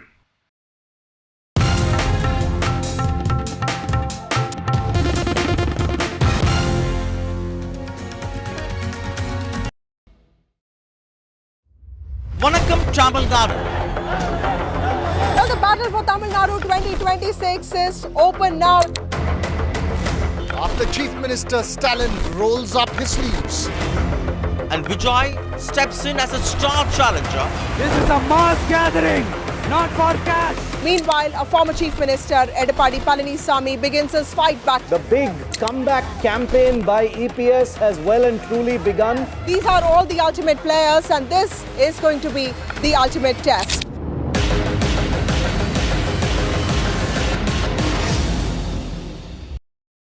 I've been reporting on all issues big and small from Andhra Pradesh, Telangana, rest of South India, bringing you all the action, all that you need to know, all that you want to know. The energy of Maximum City is infectious. I'm bringing that energy in our news coverage from financial capital Mumbai. Covering from the southernmost part of India over the last 23 years, I bring in-depth and 360-degree coverage from the Dravidian heartland. The land of Mishti, also known for its bitter politics. I have seen much water flow under the Howrah Bridge, covering Bengal in all its vivid colors. India's IT capital is always bustling, a city full of startups, stories and surprises. And I keep you ahead on all the Bengaluru buzz.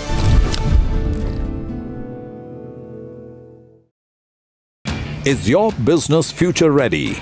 Join the 13-week strategic ESG certification program for business sustainability and growth for CXO and business leaders by NDTV, Terry and Zenora. Master global ESG frameworks, gain real-world tools, and lead with impact. Starts August the 23rd. Enroll now and power your business with sustainability.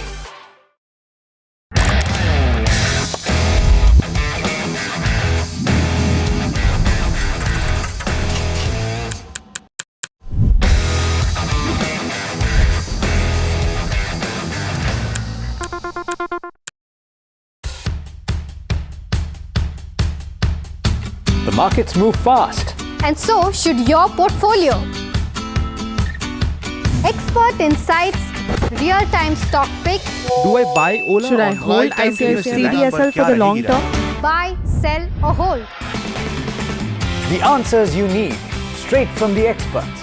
Callers from India and across the world. Connect live, ask, decide and invest wisely.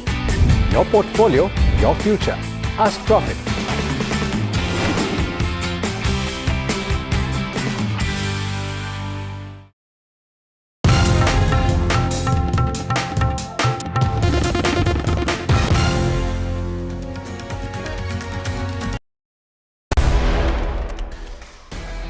Well, in the latest episode of Control All Defense, we are talking about a platform that all of you want to hear about, the Tejas. The big question, we do know it's a great platform, but is it of use for the Indian Air Force going into the future? How relevant will it remain?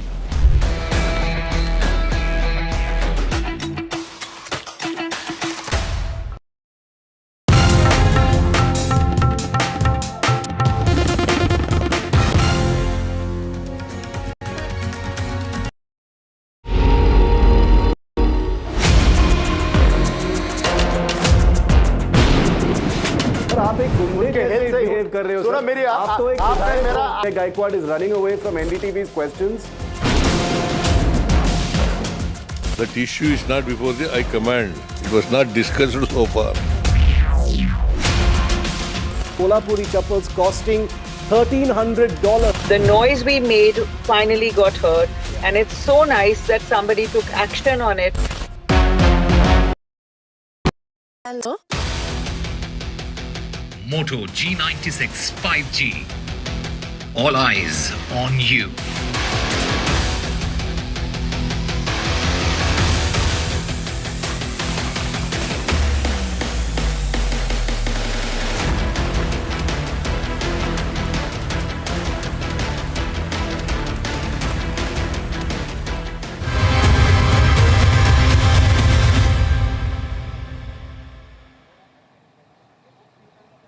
Welcome back. We come to you from right outside the Parliament. And we chose this location, this venue today, because this building right behind me witnessed a historic debate today with the ruling party MPs clashing with the opposition MPs, not in action, but in thought and in speeches on what they thought of Operation Sindoor. The government giving some very difficult answers there, but also comprehensive answers on the accusations that were raised by the opposition parties. In fact, the debate was started by Rajnath Singh, the Raksha Mantri, and he said that the whole intent behind Operation Sindoor was not to start a war or a conflict, but send out a message of new normal.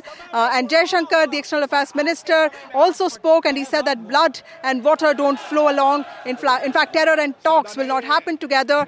Talks will happen only on terror. That's what he said. While Rajnath Singh gave an outline of military doctrine of Operation Sindoor, it was Dr. S. Jaishankar who highlighted the global diplomatic efforts that were initiated by India, apart from sending out multi-party delegations. He in fact spoke about the kind that India has received from various countries on Operation Sindoor, being a retaliation, being a move of seeking retribution, something that is important for self-defense. He said that the country acted in self-defense, and that was important to understand. He said that the success of India's global policy was also in the fact that many hostile countries have fallen in line. That's what he said. And while he was speaking, we also saw disruptions from the opposition side, and this was specifically with regard to the comments that He clarified on Donald Trump's claims that he facilitated the ceasefire. Mr. Jaishankar also said that that was not true. In fact, it was J.D. Vance who spoke to Prime Minister Narendra Modi on the 9th and 10th of May, warned him against an attack by Pakistan. The attack did happen, but our armed forces foiled the attack, and the decision to have a ceasefire was completely bilateral because the DGMO of Pakistan pleaded for it. And of course, this was also talked about by Raksha Mantri. Opposition members raised questions on what conditions were agreed upon by Pakistan for the ceasefire. They also asked questions on why IMF funding is still being given to Pakistan. They also questioned the intelligence failure that happened in Pahalgam and also what was being done to ensure that the country is safe. Let's first look at the highlight of the show. Home Minister Amit Shah intervening when the opposition caused disruptions while Dr. S. Jaishankar was speaking. Mr. Amit Shah said that it was important to believe in one's own foreign minister rather than go by global narratives. देश मंत्री यहाँ statement कर रहा है, उस पर भरोसा नहीं है, उनको किसी और देश पर भरोसा। मैं समझ सकता हूँ उनकी पार्टी में विदेश का महत्व क्या है, मगर इसका मतलब ये तो नहीं है पार्टी की सारी चीजें यहाँ सदन में आकर थोपे। भारत के विदेश मंत्री पर भरोसा नहीं करोगे? ओथ लिया हुआ व्यक्ति यहाँ पर बोल रहा है, ही इज रिस्पॉन्सिबल। माननीय अध्यक्ष जी, इसीलिए ये वहां बैठे हैं और 20 साल तक वहीं बैठने वाले हैं। उनके स्पीकर जब बोल रहे थे, हम पूरे धैर्य से सुने। मैं बताऊंगा कितनी असत्य बातें बोली गई कल, परंतु फिर भी असत्य को भी हम हलाहल समझकर पी गए। अब ये सत्य भी नहीं सुन पाते हैं।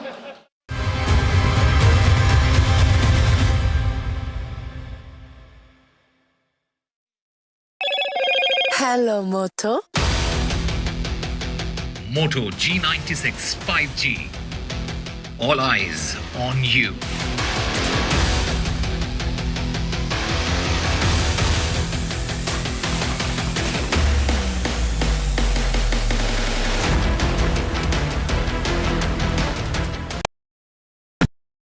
Gold plus optimistic reflective glass लगाओ, धूप की गर्मी को दूर भगाओ और बिजली का बिल भी बचाओ।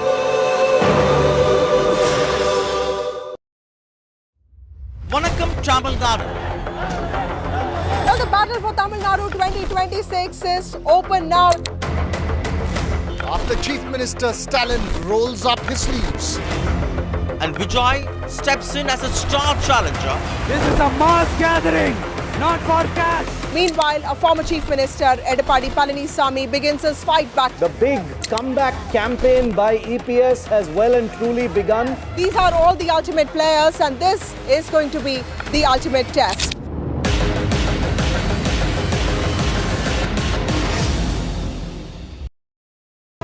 Finessa windows, beautiful and durable designs. Installation से मेंटेनेंस की लाइफ लॉन्ग कस्टमर सर्विस। आपके घर में फिनेस्टा नहीं है तो कॉल कीजिए। Find Finer Finesta. I've been reporting on all issues big and small from Andhra Pradesh, Telangana, rest of South India, bringing you all the action, all that you need to know, all that you want to know. The energy of maximum city is infectious. I'm bringing that energy in our news coverage from financial capital Mumbai. Covering from the southernmost part of India over the last 23 years, I bring in-depth and 360-degree coverage from the Dravidian heartland. The land of Mishti, also known for its bitter politics. I have seen much water flow under the Howrah Bridge, covering Bengal in all its vivid colors. India's IT capital is always bustling, a city full of startups, stories and surprises. And I keep you ahead on all the Bengaluru buzz.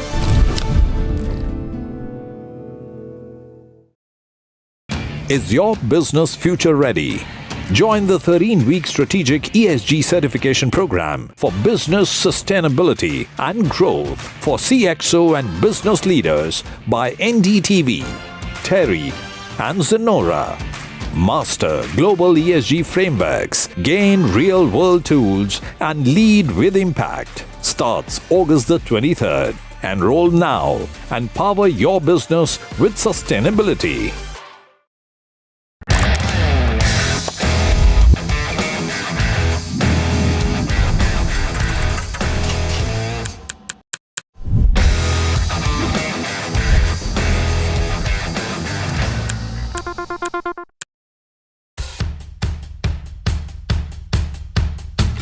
Markets move fast. And so should your portfolio. Expert insights, real-time stock picks. Do I buy Ola? Should I hold CDSL for the long term? Buy, sell or hold. The answers you need, straight from the experts. Callers from India and across the world.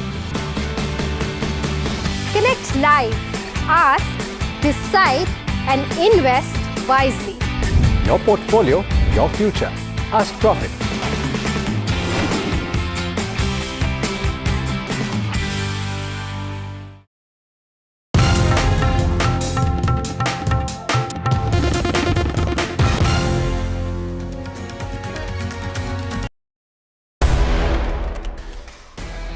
Well, in the latest episode of Control All Defense, we are talking about a platform that all of you want to hear about, the Tejas. The big question, we do know it's a great platform, but is it of use for the Indian Air Force going into the future? How relevant will it remain?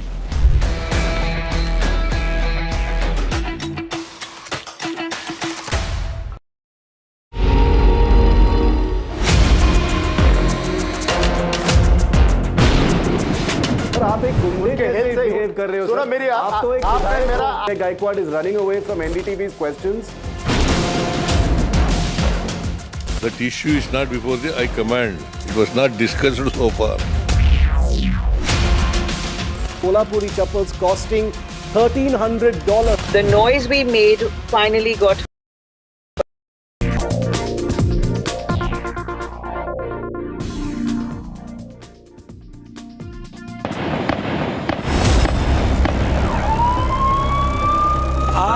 सच्चाई operation सिंदूर की आनी चाहिए। आतंकवाद के खिलाफ हम सरहद के इस पार भी मारेंगे और जरूरत पड़ी तो आतंकियों के घर में घुस कर भी। देश ये जानना चाहता है कि वो 5 दहशतगर्द कैसे घुसे।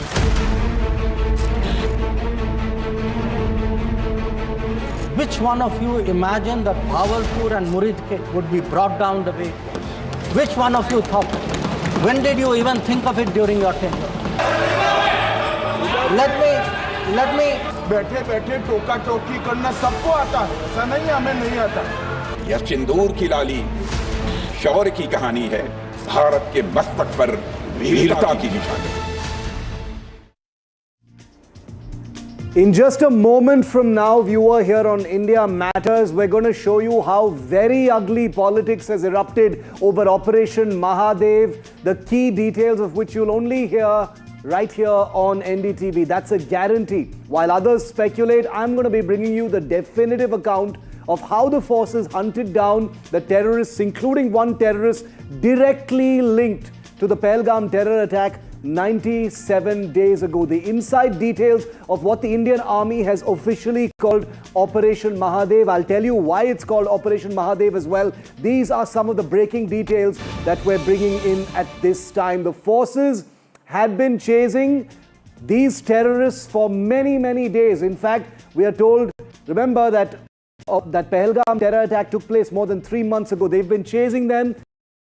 Since then, the terrorists had been tracked. They'd been to a particular hilltop very close to Srinagar, where they were cornered and then finally eliminated in one of the most rugged areas of Jammu. In fact, Vishnu Shom, who's acquired these first details, which we are, remember, it's an operation that's still very much on, but Vishnu and I always take care to report only what we are allowed to report.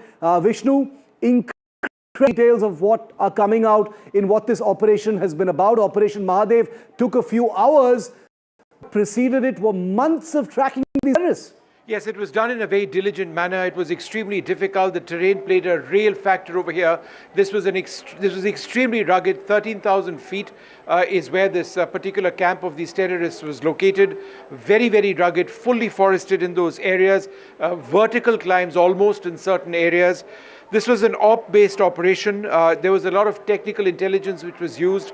Presumably that means the interception of communications between this group of terrorists and their handlers. Again, the details of that I will not spell out. reveals a certain capability, but this is what I'm led to believe. The Indian Army had soldiers, and remember, they often operate on the basis of, joint groups. So there would be special soldiers, special Jawans of the Jammu and Kashmir Police, Rashtra Rifles, CRPF, etc. But soldiers had been deployed in the higher reaches of the Dachigam forest. The exchange of fire happened at approximately 9 a.m. this morning. This is important. This encounter site where the encounter took place is linked to a ridge. It sort of is linked to a ridge, and that goes down to Pahalgam itself. So they were in the vicinity of Pahalgam, and they've been there, it is believed, for the last couple of months. There have been large-scale troop deployments in this, which is why sources indicate that it's unlikely that these very highly trained terrorists were able to settle down, as it were, in any part of that entire ridge line. Now, after they were taken out, and what we can confirm is that these were headshots. They were taken out. They were eliminated. Photos have been sent to the NIA, the National Investigating Agency. We expect more details tomorrow. Thanks very much, Vishnu, for getting us those details. In fact, we've got even more details of the precise timeline of this entire operation, and I wanted to bring some of these details to you before we show you what happened in Parliament, and you need to wait for that. The terrorist group had been tracked. You heard Vishnu talk about how they'd been tracked for the last couple of months. 4 days ago, there was another intelligence input narrowing down the focus and giving the security agencies a very specific idea of where they might be. At about 2 a.m. this morning, and remember, I am masking some of the specific details in the interest of operational security. We've got clearance to use some of this information because it is not a sensitive nature. The group activated, the terror group, these guys apparently activated a T-82 Ultra set Chinese-made communication device. It's almost like a satellite phone, and that was the dead giveaway. The terror team's precise location was immediately picked up because Indian sensors were already tracking them. These were 3 Pakistani terrorists who were tracked in this manner. At about 8 this morning, a drone of some kind was launched to get a first visual detail of these terrorists and their location. At about 9:30 in the morning, a cordon was placed around the particular area of interest by a Rashtra Rifles unit. At about 10 this morning, a para-commando team of the Indian Army ascended the Mahadev hill feature where these terrorists were said to be located. At about 10:30 a.m., a positive ID of the terrorists were conducted by the commandos on site. By 11, all 3 terrorists were hit in a first burst of fire. By about 11:45 a.m., 1 injured terrorist attempted to escape, but he was eliminated by the commandos. By 12:30, half past noon, cleansing operations took place in a 2-kilometer radius by the special forces as well as the Rashtra Rifles. By around 1:15 p.m. today, at about the time when Parliament was getting ready to begin the Operation Sindoor debate, the terrorists' bodies were ID'd and they were photographed. It was decided that the army would hold a briefing later, but that has been postponed to tomorrow. Let's just show you for a bit, because already politics has broken out in Parliament over Operation Sindoor. But let's first show you what happened as part of this debate. अध्यक्ष महोदय, कभी-कभी हमारे प्रतिपक्ष के लोग ये पूछते रहे हैं कि हमारे कितने विमान गिरे। मुझे लगता है उनका यह प्रश्न हमारी राष्ट्रीय जनभावनाओं का सही से प्रतिनिधित्व नहीं कर रहा है। मुझे लगता है उन्होंने एक बार भी हमसे यह नहीं पूछा कि हमारी सेनाओं ने दुश्मन के कितने विमान मारे रहे। क्या ये जरूरी नहीं कि जेट गिरे, पर क्यों गिरे, क्या गलतियां हुई, वो महत्वपूर्ण है। संख्या महत्वपूर्ण नहीं सर। 35 ही राफेल है देश में, 35 ही राफेल है। अगर उनमें से कुछ गिरे भी तो देखिए सर, मुझे तो लगता है कि बहुत बड़ी क्षति हुई। रक्षा मंत्री होने के नाते ये नहीं कहा कि पहलगाम में दहशतगर्द कैसे आए। कहीं ना कहीं एक सरकार में एक अहंकार आ चुका है। इंटेलिजेंस और सिक्योरिटी जो फ्रेमवर्क है, एस्टैब्लिशमेंट है, जो लोग हैं जो निर्णय लेते हैं इंटेलिजेंस और सिक्योरिटी की, आज उनमें एक अहंकार आ गया है कि चाहे जितनी भी बड़ी गलती हो उन पर कोई सवाल नहीं उठा सकता, लेकिन आज हम सवाल उठा रहे हैं। नैतिक जिम्मेवारी आपको लेनी पड़ेगी। आप लेफ्टिनेंट गवर्नर के पीछे नहीं छुप सकते। We highlighted that 9 sites had been targeted, and we said that our actions are focused, measured, and non-escalatory in nature. And we were living up to the commitment that those responsible for this attack will be held accountable. Today, when I hear many questions from across the aisle, I want to say, which one of you imagined that Bhavalpur and Muridke would be brought down the way it was? Which one of you thought it? When did you even think of it during your tenure? Did it even cross your mind? In fact, on the contrary, you ruled it out after 26/11. Warnings about China, cautions about China, China is planning this, China is planning that. But sir, I want to remind this House, Doklam crisis was on. The leader of opposition decided to get a briefing from whom? Not from the government, not from the emir, from the Chinese ambassador. He took his briefing from the Chinese ambassador when our military was confronting the Chinese military in Doklam. Home Minister Amit Shah is scheduled to speak tomorrow at 12, but he did get up to intervene aggressively on 2 occasions today. In case you missed it, here it is. विदेश मंत्री यहाँ statement कर रहा है, उस पर भरोसा नहीं है, उनको किसी और देश पर भरोसा है। मैं समझ सकता हूं उनकी पार्टी में विदेश का महत्व क्या है, मगर इसका मतलब ये तो नहीं है पार्टी की सारी चीजें यहाँ सदन में आकर थोपे। भारत के विदेश मंत्री पर भरोसा नहीं करोगे? ओथ लिया हुआ व्यक्ति यहाँ पर बोल रहा है, ही इज रिस्पॉन्सिबल। माननीय अध्यक्ष जी, इसीलिए ये वहां बैठे हैं और 20 साल तक वहीं बैठने वाले हैं। उनके स्पीकर जब बोल रहे थे, हम पूरे धैर्य से सुने। मैं बताऊंगा कितनी असत्य बातें बोली गई कल, परंतु फिर भी असत्य को भी हम हलाहल समझकर पी गए। अब ये सत्य भी नहीं सुन पाते हैं। Okay, and the politics has begun. The quest for proof and questioning the timing of the Operation Mahadev encounter has begun. You can always trust our politicians to begin questioning the timing of an encounter as if the Indian army chooses when to actually kill terrorists. Well, Congress MP Imran Masood has just gone on the record to question the timing. He says, what were they doing for 3 months? Imagine a member of parliament casting aspersions on the Indian army and saying, what were they doing for 3 months? The BJP has hit back at this Congress doubter MP. Take a look at this. The BJP MP says the Congress is politicizing Pahalgam. The Congress has hit back and says, isn't it too much of a coincidence that these terrorists were killed today while the Operation Sindoor debate begins? Take a look at this face-off. अरे रक्षा मंत्री बोल रहे हैं, रक्षा मंत्री को पता नहीं कब मार गिराया। रक्षा मंत्री के बोलने के बाद गौरव गोगोई जी ने सवाल उठाया, तो आपने 1 मिनट के अंदर मार दिया आतंकवादी। कहां से ले आए आप? कौन था वो आतंकवादी? क्या उसका कनेक्शन है? उस कनेक्शन को कैसे साबित हुआ कि आपने फटाक से इधर बोला? गौरव जी ने आपने फटाक से बता दिया कि हमने 1 मार भी दिया। इतना तेज नेटवर्क है। अगर इतना ही तेज नेटवर्क था तो पीओ के ऊपर तिरंगा फहरता हुआ होता।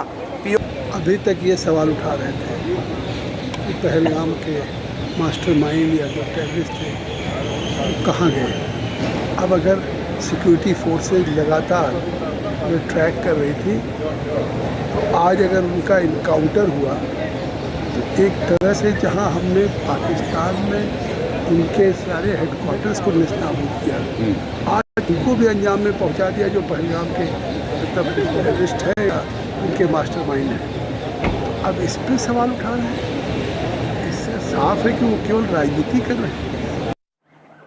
And let me tell you about the big guns that are going to boom in Parliament tomorrow. Today you heard the Defence Minister, you had Gaurav Gogoi, you had the External Affairs Minister Dr. S. Jaishankar, Dipinder Hooda. There has been a few scheduling tweaks, as a result of which some of the speakers on both sides have been shifted to tomorrow. Let me just show you who they are. Day 2 is going to be full of the very, very big guns. Rahul Gandhi, leader of the opposition, Congress MP, will be speaking. Priyanka Gandhi Vadra, Congress MP from Wayanad, will also be speaking. She was supposed to speak today. K.C. Venugopal, a General Secretary Organization and Congress MP, will also be speaking. Mallikarjun Kharge, Congress President, Rajya Sabha Member of Parliament, will also be expected to speak tomorrow. There are also from the government side, the big suspense, of course, is on whether the Prime Minister will be speaking. There is no confirmation just yet. There has been some chatter about that. We can, however, confirm that Amit Shah, the Home Minister, will be speaking sometime around midday. JP Nadda, the BJP President, Lok Sabha MP, will also be speaking tomorrow. The big question, of course, like I said, is on whether the Prime Minister will be making an intervention tomorrow. It could happen, if it does at all, sometime in the evening. Maria Shakil joins me on more. Maria, the big guns really are going to be booming all day tomorrow in Parliament, starting with the Home Minister at about midday. Both sides of the aisle are going to have their top speakers speaking. But everyone wants to know, what about the Prime Minister? Anything you're hearing, Maria? Yes, for the moment, what the indication from the BJP strategists and, of course, the floor managers is that a call on that will be taken sometime towards the end of the day, because the discussion in Lok Sabha is still continuing. Shiv, look, when Dr. S. Jaishankar was speaking, Home Minister Amit Shah, responded to the Congress disruptions twice. So those are interesting interventions which we should be prepared for perhaps tomorrow, when Rahul Gandhi and particularly Priyanka Gandhi Vadra will make their speech in Parliament. But yes, the sense certainly from the government is that we do not rule out a possibility of Prime Minister's speech, Prime Minister's possible intervention towards the later part of the day. Of course, the confirmation is yet to come, but Home Minister Amit Shah himself has spoken about it. He said that he will be clarifying a lot of questions that have been raised by opposition, which he said is essentially some kind of myth or narrative building which has happened around Operation Sindoor, which could have been completely avoided by the Congress party. Don't miss Maria's big debate coming up at 9 o'clock, decoding everything that's happened in Parliament. It's going to go on till late night today. She's got an excellent panel of guests and she's got unrivaled experience in Parliament. Don't miss that coming up at 9. Thanks very much, Maria, for that. Well, sticking with the eruptions within Parliament, I can tell you that apart from the frictions we've seen between the big speakers, whether it is Gaurav Gogoi against Jaishankar or Gaurav Gogoi against Rajnath Singh, there have been smaller flashpoints between members of Parliament that may have gone unnoticed, and it is my job to bring those to you. This one now is a face-off between high-profile MPs. LJP Ramvilas Paswan MP, Chirag Paswan's Member of Parliament, Shambhavi Chaudhary, was seen in Parliament ripping into Priyanka Gandhi Vadra. She says, you cry for Palestine, but you have no time to cry for Pahalgam. She was referring to that famous viral image of Priyanka Gandhi flaunting a bag with Palestine written on it during her initial days in Parliament. She's questioned the Congress's selective outrage. This is Shambhavi Chaudhary of the LJP. Listen in, a little soundbite that you won't hear anywhere else. ये पूरा देश वो चित्र कैसे भूल सकता है जब एक नवविवाहित महिला लाल चूड़ी पहनकर अपने पति के शव के बगल में बैठी थी। इसने पूरे देश को झंझोड़ करके रख दिया था। लेकिन दुर्भाग्य की बात यह है कि आज भी हमारे देश में ऐसे लोग हैं जिनको पहलगाम से ज्यादा दुख पैलेस्टीन के लिए होता है, क्योंकि ये उनकी राजनीति को फायदा नहीं देता। लेकिन The big debate on Operation Sindoor is one of the most serious discussions and opportunities for genuine conversation and debate in India's August Parliamentary House. Now, is it going to be a constructive debate? Is it going to be a constructive discussion? Well, day one has had a bit of a mixed bag. It started with disruptions, but then it went on to be one of the most detailed exchanges between the government and the Treasury benches. But tonight on India Matters, I want to get a mix of expert views from military veterans, but also those who lost something in Pahalgam, viewer. Let us never lose sight of the fact that Pahalgam was a terror attack in which 26 people died.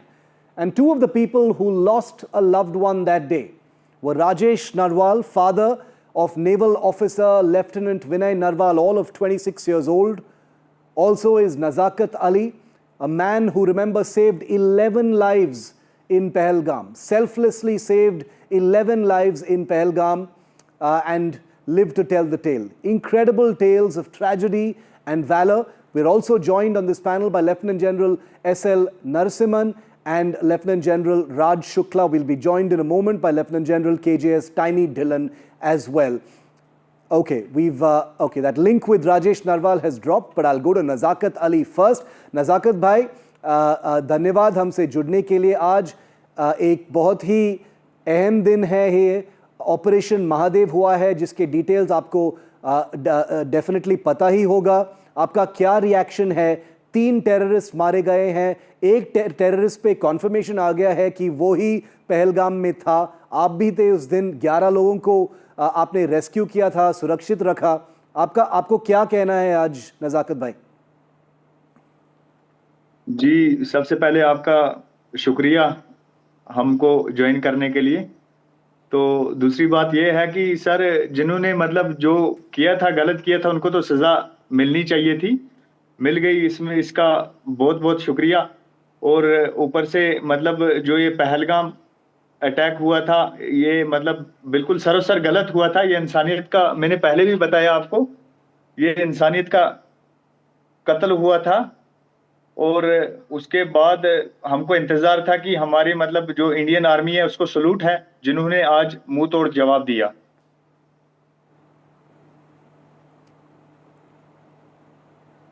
Social media से, internet से, media से क्या क्या जानकारी आपको मिला है अभी तक नजाकत भाई? काफ़ी कुछ इन्फॉर्मेशन सामने आया है, कुछ फोटोज़ भी सामने आए हैं. कुछ लोगों को कंफ्यूजन है कि हुआ है कि नहीं हुआ है, लेकिन ये तो कन्फर्मेशन आ ही गया है कि एक जो आतंकवादी है इस ग्रुप में, वो तो पहलगाम में शामिल था. आपके पास क्या जानकारी है? जी, अभी तक तो हमारे पास मतलब हम यहाँ चंदनवाड़ी में हैं, जो अमरनाथ यात्रा में लगे हुए हैं जी. तो आज ही आए हम वहाँ शेषनाग से वापस. तो अभी तक तो हमको मतलब यही पता चला है कि वहाँ पे इनकाउंटर हुआ है, 3 आतंकवादी मारे गए हैं. तो बाकी इंफॉर्मेशन अभी हमारे पास कुछ नहीं आया है. जी जी जी जी जी जी. हमारे साथ जुड़े रहिए नजाकत भाई. Rajesh Narwal, father of naval officer, I beg your pardon, Lieutenant Vinay Narwal is also with me live. Rajesh ji नमस्कार. हमसे जुड़ने के लिए बहुत धन्यवाद. ऑपरेशन महादेव हुआ है राजेश जी, आपने सुना ही होगा, मीडिया में देखा ही होगा. डिटेल्स अभी भी पीस मील आ रहे हैं. कुछ कॉन्फर्मेशन सामने आ चुके हैं कि जो आतंकवादी मारे गए हैं उसमें से एक डेफिनेटली पहलगाम में शामिल था. आपका पहला ख्याल, आपका पहला रिएक्शन राजेश जी?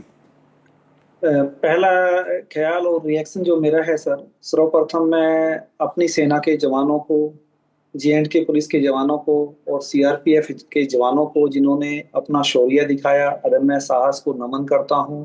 और जिस वीरता का वहां पर उन्होंने वीरता के साथ उस डेंस फॉरेस्ट में, महादेव पीक जो है वहाँ नीचे डाची गांव है और वहाँ डेंस फॉरेस्ट है. डेंस फॉरेस्ट में इन उग्रवादियों को ढूंढना और उनको निशाना बनाना कोई आसान काम नहीं है. तो मैं सबसे पहले उनको सैल्यूट करता हूँ. ये बहुत ही एक मुश्किल ऑपरेशन था, जैसे आपने बताया राजेश जी. 3-4 दिन के लिए इन आतंकवादियों को पीछा कर रहा था आर्मी ने. ये एक स्पेशल फोर्सेस ऑपरेशन था, काफ़ी मुश्किल था. ड्रोन का भी इस्तेमाल हुआ था और आज सवेरे वो फाइनल एनकाउंटर हो गया था. और जो इसमें एक सुना है कि इसमें सुलेमान शाह, हासिम जो मूसा है जी, वो पहलगाम टेरर अटैक जो किया था इन्होंने, तो उसमें वो मास्टरमाइंड थे. और ये पाकिस्तान आर्मी की में स्पेशल सिक्योरिटी ग्रुप है, उसमें ये पैरा कमांडो रहे हैं. तो ये पूर्णतः पाकिस्तान प्रायोजित भी रहा है और ये उसका मास्टरमाइंड रहे और इसका मारा जाना एक बहुत बड़ी सफलता है और ये इसने काफी वहां पर कई वारदात की हैं पहले भी, जैसा कि गांदरबल की सुना मैंने, बीच में एक दो जगह हमारी टुकड़ियों पर भी अटैक किया इसने। तो ये एक मास्टरमाइंड रहा है और फुली ट्रेंड है, जैसा मैं न्यूज में सुन रहा हूँ आज। तो इसका पकड़ा जाना और इसका मारा जाना एक बहुत बड़ी सफलता है हमारे लिए। Stay with me, I'm saying this to all of our guests. Anurag Thakur, BJP MP, abhi Parliament mein bol rahi. Speaking in Parliament right now. Let's just cut across and listen in live. Civilians. We strike the very heart of terror military nexus. We did not escalate. We have neutralized with precision, purpose and power. This is not a reaction. This is a doctrine and this is the new normal. मैं इतना ही कहूँगा, भारत की प्रधानमंत्री मोदी जी की ये zero tolerance policy towards terrorism आज पूरी दुनिया भर के लिए कड़ा संदेश है। इस भारतीय सेना के हमलों में लश्कर तैयबा हो, जैश ए मोहम्मद हो, हिजबुल मुजाहिदीन हो, इनके ट्रेनिंग सेंटर्स पर कड़ा प्रहार किया गया। यहां तक कि पाकिस्तान की जो हवाई सुरक्षा है, लाहौर, पसरूर, चुनिया, अफरीवाला के HQM missile service radar station नष्ट कर दिए गए। वायुसेना अड्डे चकलाला में हो, सरगोदा, रहीम यार खान, कराची, भोलाई वायुसेना अड्डों को नुकसान किया गया। लड़ाकू और अवकाश विमान नष्ट कर दिए गए। C2 प्रणाली को नुकसान किया गया। वायु रक्षा समन्वय को पंगु बनाया गया। 9 आतंकी, जिसमें जैश ए मोहम्मद से लेकर लश्कर के ठिकानों को तबाह किया गया। हमने 26/11 के हमले में जो कांग्रेस इंतजार करती रही कि शायद दुनिया की कोई और ताकत आपको परमिशन देगी, we will not wait for the permission, we will strike with precision. हमने किसी का इंतजार नहीं किया। हमने आतंकवादियों को उनके घर में घुसकर मारा है, चाहे वो एयर स्ट्राइक की बात हो, सर्जिकल स्ट्राइक की बात हो या ऑपरेशन सिंदूर की बात हो। यही नहीं, इन अटैक्स में हमने पाकिस्तान एयरफोर्स का लगभग 20% इंफ्रास्ट्रक्चर ध्वस्त कर दिया है। 11 एयरफोर्स को हमने मात्र 3 घंटे में नेस्तनाबूद कर दिया। पहली बार है कि दुनिया के किसी न्यूक्लियर कंट्री के एयरफोर्स के कैंप्स को नष्ट करने का काम किया तो भारतीय सेना ने वो भी करके दिखाया है। यही नहीं, 26/11 के हमले में जिस स्थान से उन आतंकवादियों को ट्रेनिंग दी जाती थी, उन आतंकवादी ठिकानों को भी हमने ध्वस्त किया। मोस्ट वांटेड टेररिस्ट को भी हमने मारा और उनके आकाओं को भी मौत के घाट उतारने का काम किया तो भारतीय सेना ने किया है। केवल आतंकियों को नहीं, पाक भोलारी एयरबेस में 50 से ज्यादा लोग मारे गए, जिसमें पाकिस्तान स्क्वाड्रन लीडर उस्मान यूसुफ को भी और 4 एयरमैन को भी मौत के घाट उतारने का काम भारतीय सेना ने किया। यही नहीं, आपने तो उदार दिल दिखाकर इंडस वाटर ट्रीटी कर ली थी, जो पाकिस्तान के 4 लाख एकड़ जमीन को सींचता है। भारत का 80% पानी वहां पर चला जाता है। 23 करोड़ पाकिस्तानियों को पानी के पीने की व्यवस्था वहां से मिलती है। लेकिन मोदी जी ने कहा कि water and blood can't flow together, terror and talk can't go together, और हमने इंडस वाटर ट्रीटी को सस्पेंड कर दिया है। जो आप इतने सालों तक नहीं कर पाए, वो नरेंद्र मोदी की सरकार ने, नरेंद्र मोदी जी ने करके दिखाया है। यही नहीं, ऑपरेशन सिंदूर में विश्व ने भारतीय सेना का शौर्य देखा और हथियारों की मारक क्षमता को भी देखा है। Made in India weapons have one battlefield validation and India has displayed its cutting edge defense technology to the world. हमारी मारक क्षमता और टेक्नोलॉजिकल सुपीरियरिटी ने पाकिस्तान और चीन सहित अन्य देशों को, आप में से कुछ विपक्ष के सांसदों ने कहा कि दूसरी तरफ चीन भी था, टर्की भी था, पाकिस्तान भी था। अरे ये स्पष्ट उदाहरण है आप सबके लिए, चाहे चीन था, टर्की था, पाकिस्तान था, अकेला भारत और भारतीय सेना तीनों पर भारी पड़ी है। यह दिखता है भारतीय मेक इन इंडिया प्रोडक्ट्स भी कैसे भारी पड़े हैं। और यही नहीं, मैं आज कहूंगा कि India during operation Sindoor reflects 21st century evolution of aerial decoys and psychological dominance. This is just not Warcraft, it is Minecraft. India has displayed a textbook case of aerial combat.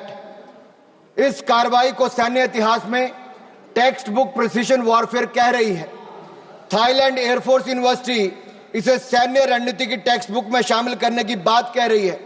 दुनिया इसे text book counter terrorism doctrine के रूप में देख रही है और एक ऑपरेशन सिंदूर से आज दुनिया भर में पता चल गया कि भारत की ताकत क्या है और जो आज के वॉरफेयर में भारत की नई टेक्नोलॉजी ने कैसे काम किया है। आप पूछ रहे थे पिछले 10 सालों में क्या हुआ। दीपेंद्र हुड्डा जी कह रहे थे कि भारतीय सेना के बजट को क्या हुआ डिफेंस के। माननीय निर्मला सीतारमण जी यहां पर है, रक्षा मंत्री जी हैं, पूर्व रक्षा मंत्री भी हैं, आज वित्त मंत्री हैं, राजनाथ जी हैं, रक्षा मंत्री हैं। मोदी सरकार में 2.5 लाख करोड़ आपके समय 2013-14 में डिफेंस बजट था, 2.5 लाख करोड़ से बढ़कर 6,22,000 करोड़ रुपया बजट कर दिया है। अरे आप 6,81,000 करोड़ रुपया बजट कर दिया है, दुगने से ज्यादा कर दिया, 3 गुना कर दिया है। और आप अपने गिरेबान में झांक कर देखिए, 10 साल आपने सेना को बुलेट प्रूफ जैकेट तक नहीं दी।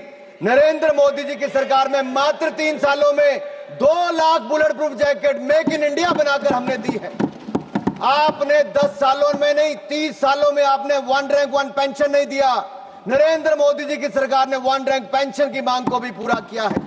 और यही नहीं, मैं आपको बताना चाहता हूं, अटल जी की सरकार में देखिए, आपके समय 48 में, 62 में, 65 में, 71 की लड़ाइयां हुई, लेकिन सेना के जवानों का पार्थिव शरीर उनके घरों तक नहीं जाता था।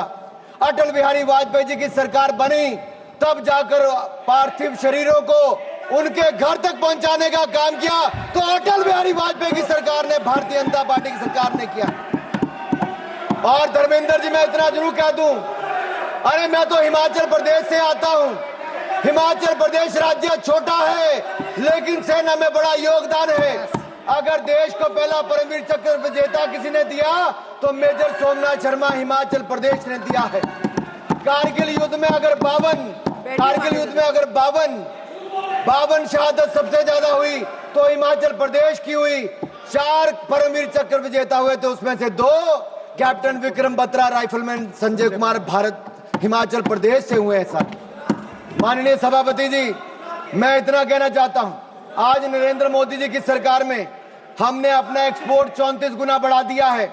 686 करोड़ से बढ़कर लगभग 24,000 करोड़ हो गया। हमारी defence manufacturing, defence production 1 lakh crore एक साल की पार कर गई और 193 हमने नए कॉन्ट्रैक्ट 2,09,050 करोड़ के एक साल में करके दिखाए और 100 देशों को डिफेंस प्रोडक्ट भारत देने का काम करने जा रहे हैं। All right, now I want to go to our military guests, and I apologize to them for keeping them waiting. We were in the middle of a breaking news situation, so we had to keep dipping into Parliament. So my apologies, General Narasimhan and General Shukla, to coming to you a little bit late. General Narasimhan, I'll kick it off with you. 2 things have happened today. One, the Operation Mahadev is what the 15 Corps is calling it, in which we can confirm that at least one of those terrorists among the 3 is directly linked to what happened in Pahalgam. The other, of course, is the debate in Parliament as we're seeing it play out right now. Let me get both your words on the operation itself, because that's what everybody is looking at. It's become a huge emotive issue. Nearly 100 days after Pahalgam, a terror encounter in which those responsible are seen to have been brought to justice. General Narasimhan, a complicated operation. The fact that it's taken 97 days only underscoring how difficult these operations can be, sir. Thank you very much, Varun, to have got me on this show, and nice to see my colleague Raj Shukla here on the panel with me.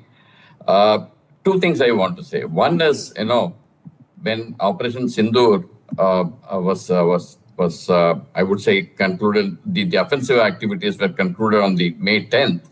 It was mentioned that Operation Sindoor is continuing. And that implied that the perpetrators of the Pahalgam incident are going to be tracked come what may, till the time that we eliminate them totally. Yeah. So that is something that we need to keep in mind, that Op Sindoor was continuing and it's still continuing and will continue further. That is one. Second, about the operation itself. The terrain there is mountainous as well as jungle terrain. And jungle terrains can be extremely difficult to operate. Even if a terrorist is hiding 10 meters away and you're passing through, you can give him a skip. You won't know where he is at the moment. The problem is to locate him first and then come to neutralize him.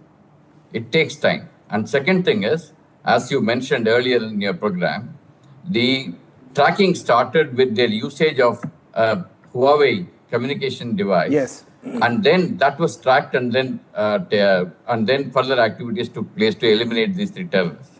So this is a normal practice wherein you monitor the communications of the terrorists and then take necessary action to eliminate them. I think these two have been done very well. And as far as 97 days is concerned, let it be 970 days. They will be brought to justice. That is the point I think we need to understand. Very well said. You know, we are an emotional country, sir. So, you know, as the days go by, you know, we civilians are counting the number of days and we're wondering when justice is going to happen. The military has a very different clinical approach to these things, which is why it is so refreshing to hear from people like you. General Shukla, a complicated operation. The fact that it happened in 97 days is itself, in one sense, a miracle. If we have to turn this whole thing on its head, the number of hiding places, the incredible, you know, complexity of the terrain, the fact that there can be local logistical help to some of these groups as well, all of that means that, you know, finding a needle in this vast haystack of the Kashmir Valley and beyond is in itself a very, very big achievement, sir. Yes, so thank you, Shiv, for getting me on your show.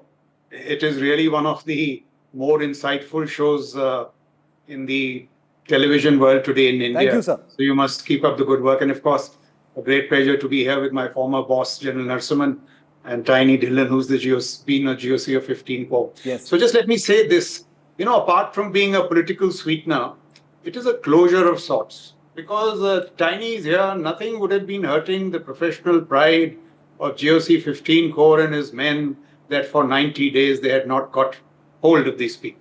So in that sense, you know, it will be a great closure. And as General Narasimhan said, what really needs to be appreciated, it's a long, hard grind. You know, hours of patrolling, nights of lying in wait in ambush, some close shaves, missed opportunities, you know, so many things will happen. So while one wants these things to finish, one knows what the difficulties are in terrain and all. Mahadev, region, all Tiny will explain to you. I want to make two large points in connection with Mahadev. See how it has complemented the maneuver of Sindhu with this attrition. And both have to go hand in glove. And while I'm one of the biggest advocates of technology, my experience tells me that one area where technology does not replace troops, where troop densities matter, it is Jammu and Kashmir. Yeah. In that sense, we have been the wisest army in the world, wiser even than the IDF. That is the reason, because we had troop density, we don't go for brute force. And in the larger scheme of things, it's very wise because you get the violence levels down for the political bomb to be applied. In this connection, you know, these frequent calls, Rashtriya Rifles ko downsize kar do, 6 se 4 company kar do, never do it. Yeah. These voids create, you know, problems in Kashmir, which create larger national security challenges. And even, you know, this recent stream of events can be linked back to the disruptions caused by the rebalancing towards the north. So we have to be really careful, you know, in linking the J&K grid. And therefore, once again, you know, in this whole business of theaterization, once again, I'm a big advocate of theaterization, but in that whole restructuring, you know, redoing the geometry, kindly spare J&K till it stabilizes. And one point, I'm not sure of the details, but for a large period of time, we were unable to breach these Chinese communication sets. Yeah. So if that has been a breakthrough, I don't know, Tiny will know the details. I'm not too current on the details. If that has happened, it is an even bigger, you know, advantage. So I mean, that much on Mahadev. I have a few points on larger Sindoor in the future. I'll come to that. Yeah, once you get me. I'll come to Operation Sindoor for sure, General Shukla. Appreciate that. General Dhillon, let's dive straight into it. General Shukla has laid the groundwork for, asking someone who's led the 15 Corps what it must have taken to actually crack this. Also, from a technological point of view, you were faced with Chinese mobile phones and satellite phones. This TRF, this so-called TRF, I hate giving them their own identity because they are, after all, just the Lashkar-e-Taiba. But cracking this terror group, which had come up during your tenure, must have been extremely difficult. What would it have been like for the 15 Corps, sir? Good evening, Shiv, and good evening to General Narasimhan and General Raj Shukla. What a pleasure to be on such an elite panel. And good evening to your viewers also. Yes, see, a lot of people compare Pulwama and our ability to get the terrorists within 100 hours with what happened in Pahalgam. Yeah. And my answer to this particular comparison would give in a lot of answers to the queries which you raised. See, Pulwama happened on the valley floor. There are roads and tracks, there are villages and there are small little hamlets. There are people roaming around, and the line of sight for the weapons and line of sight for the communication equipment, as also for other technical equipment of interception and other thing is there. Now, in valley floor, you are seeing when you're moving and you are heard when you are talking.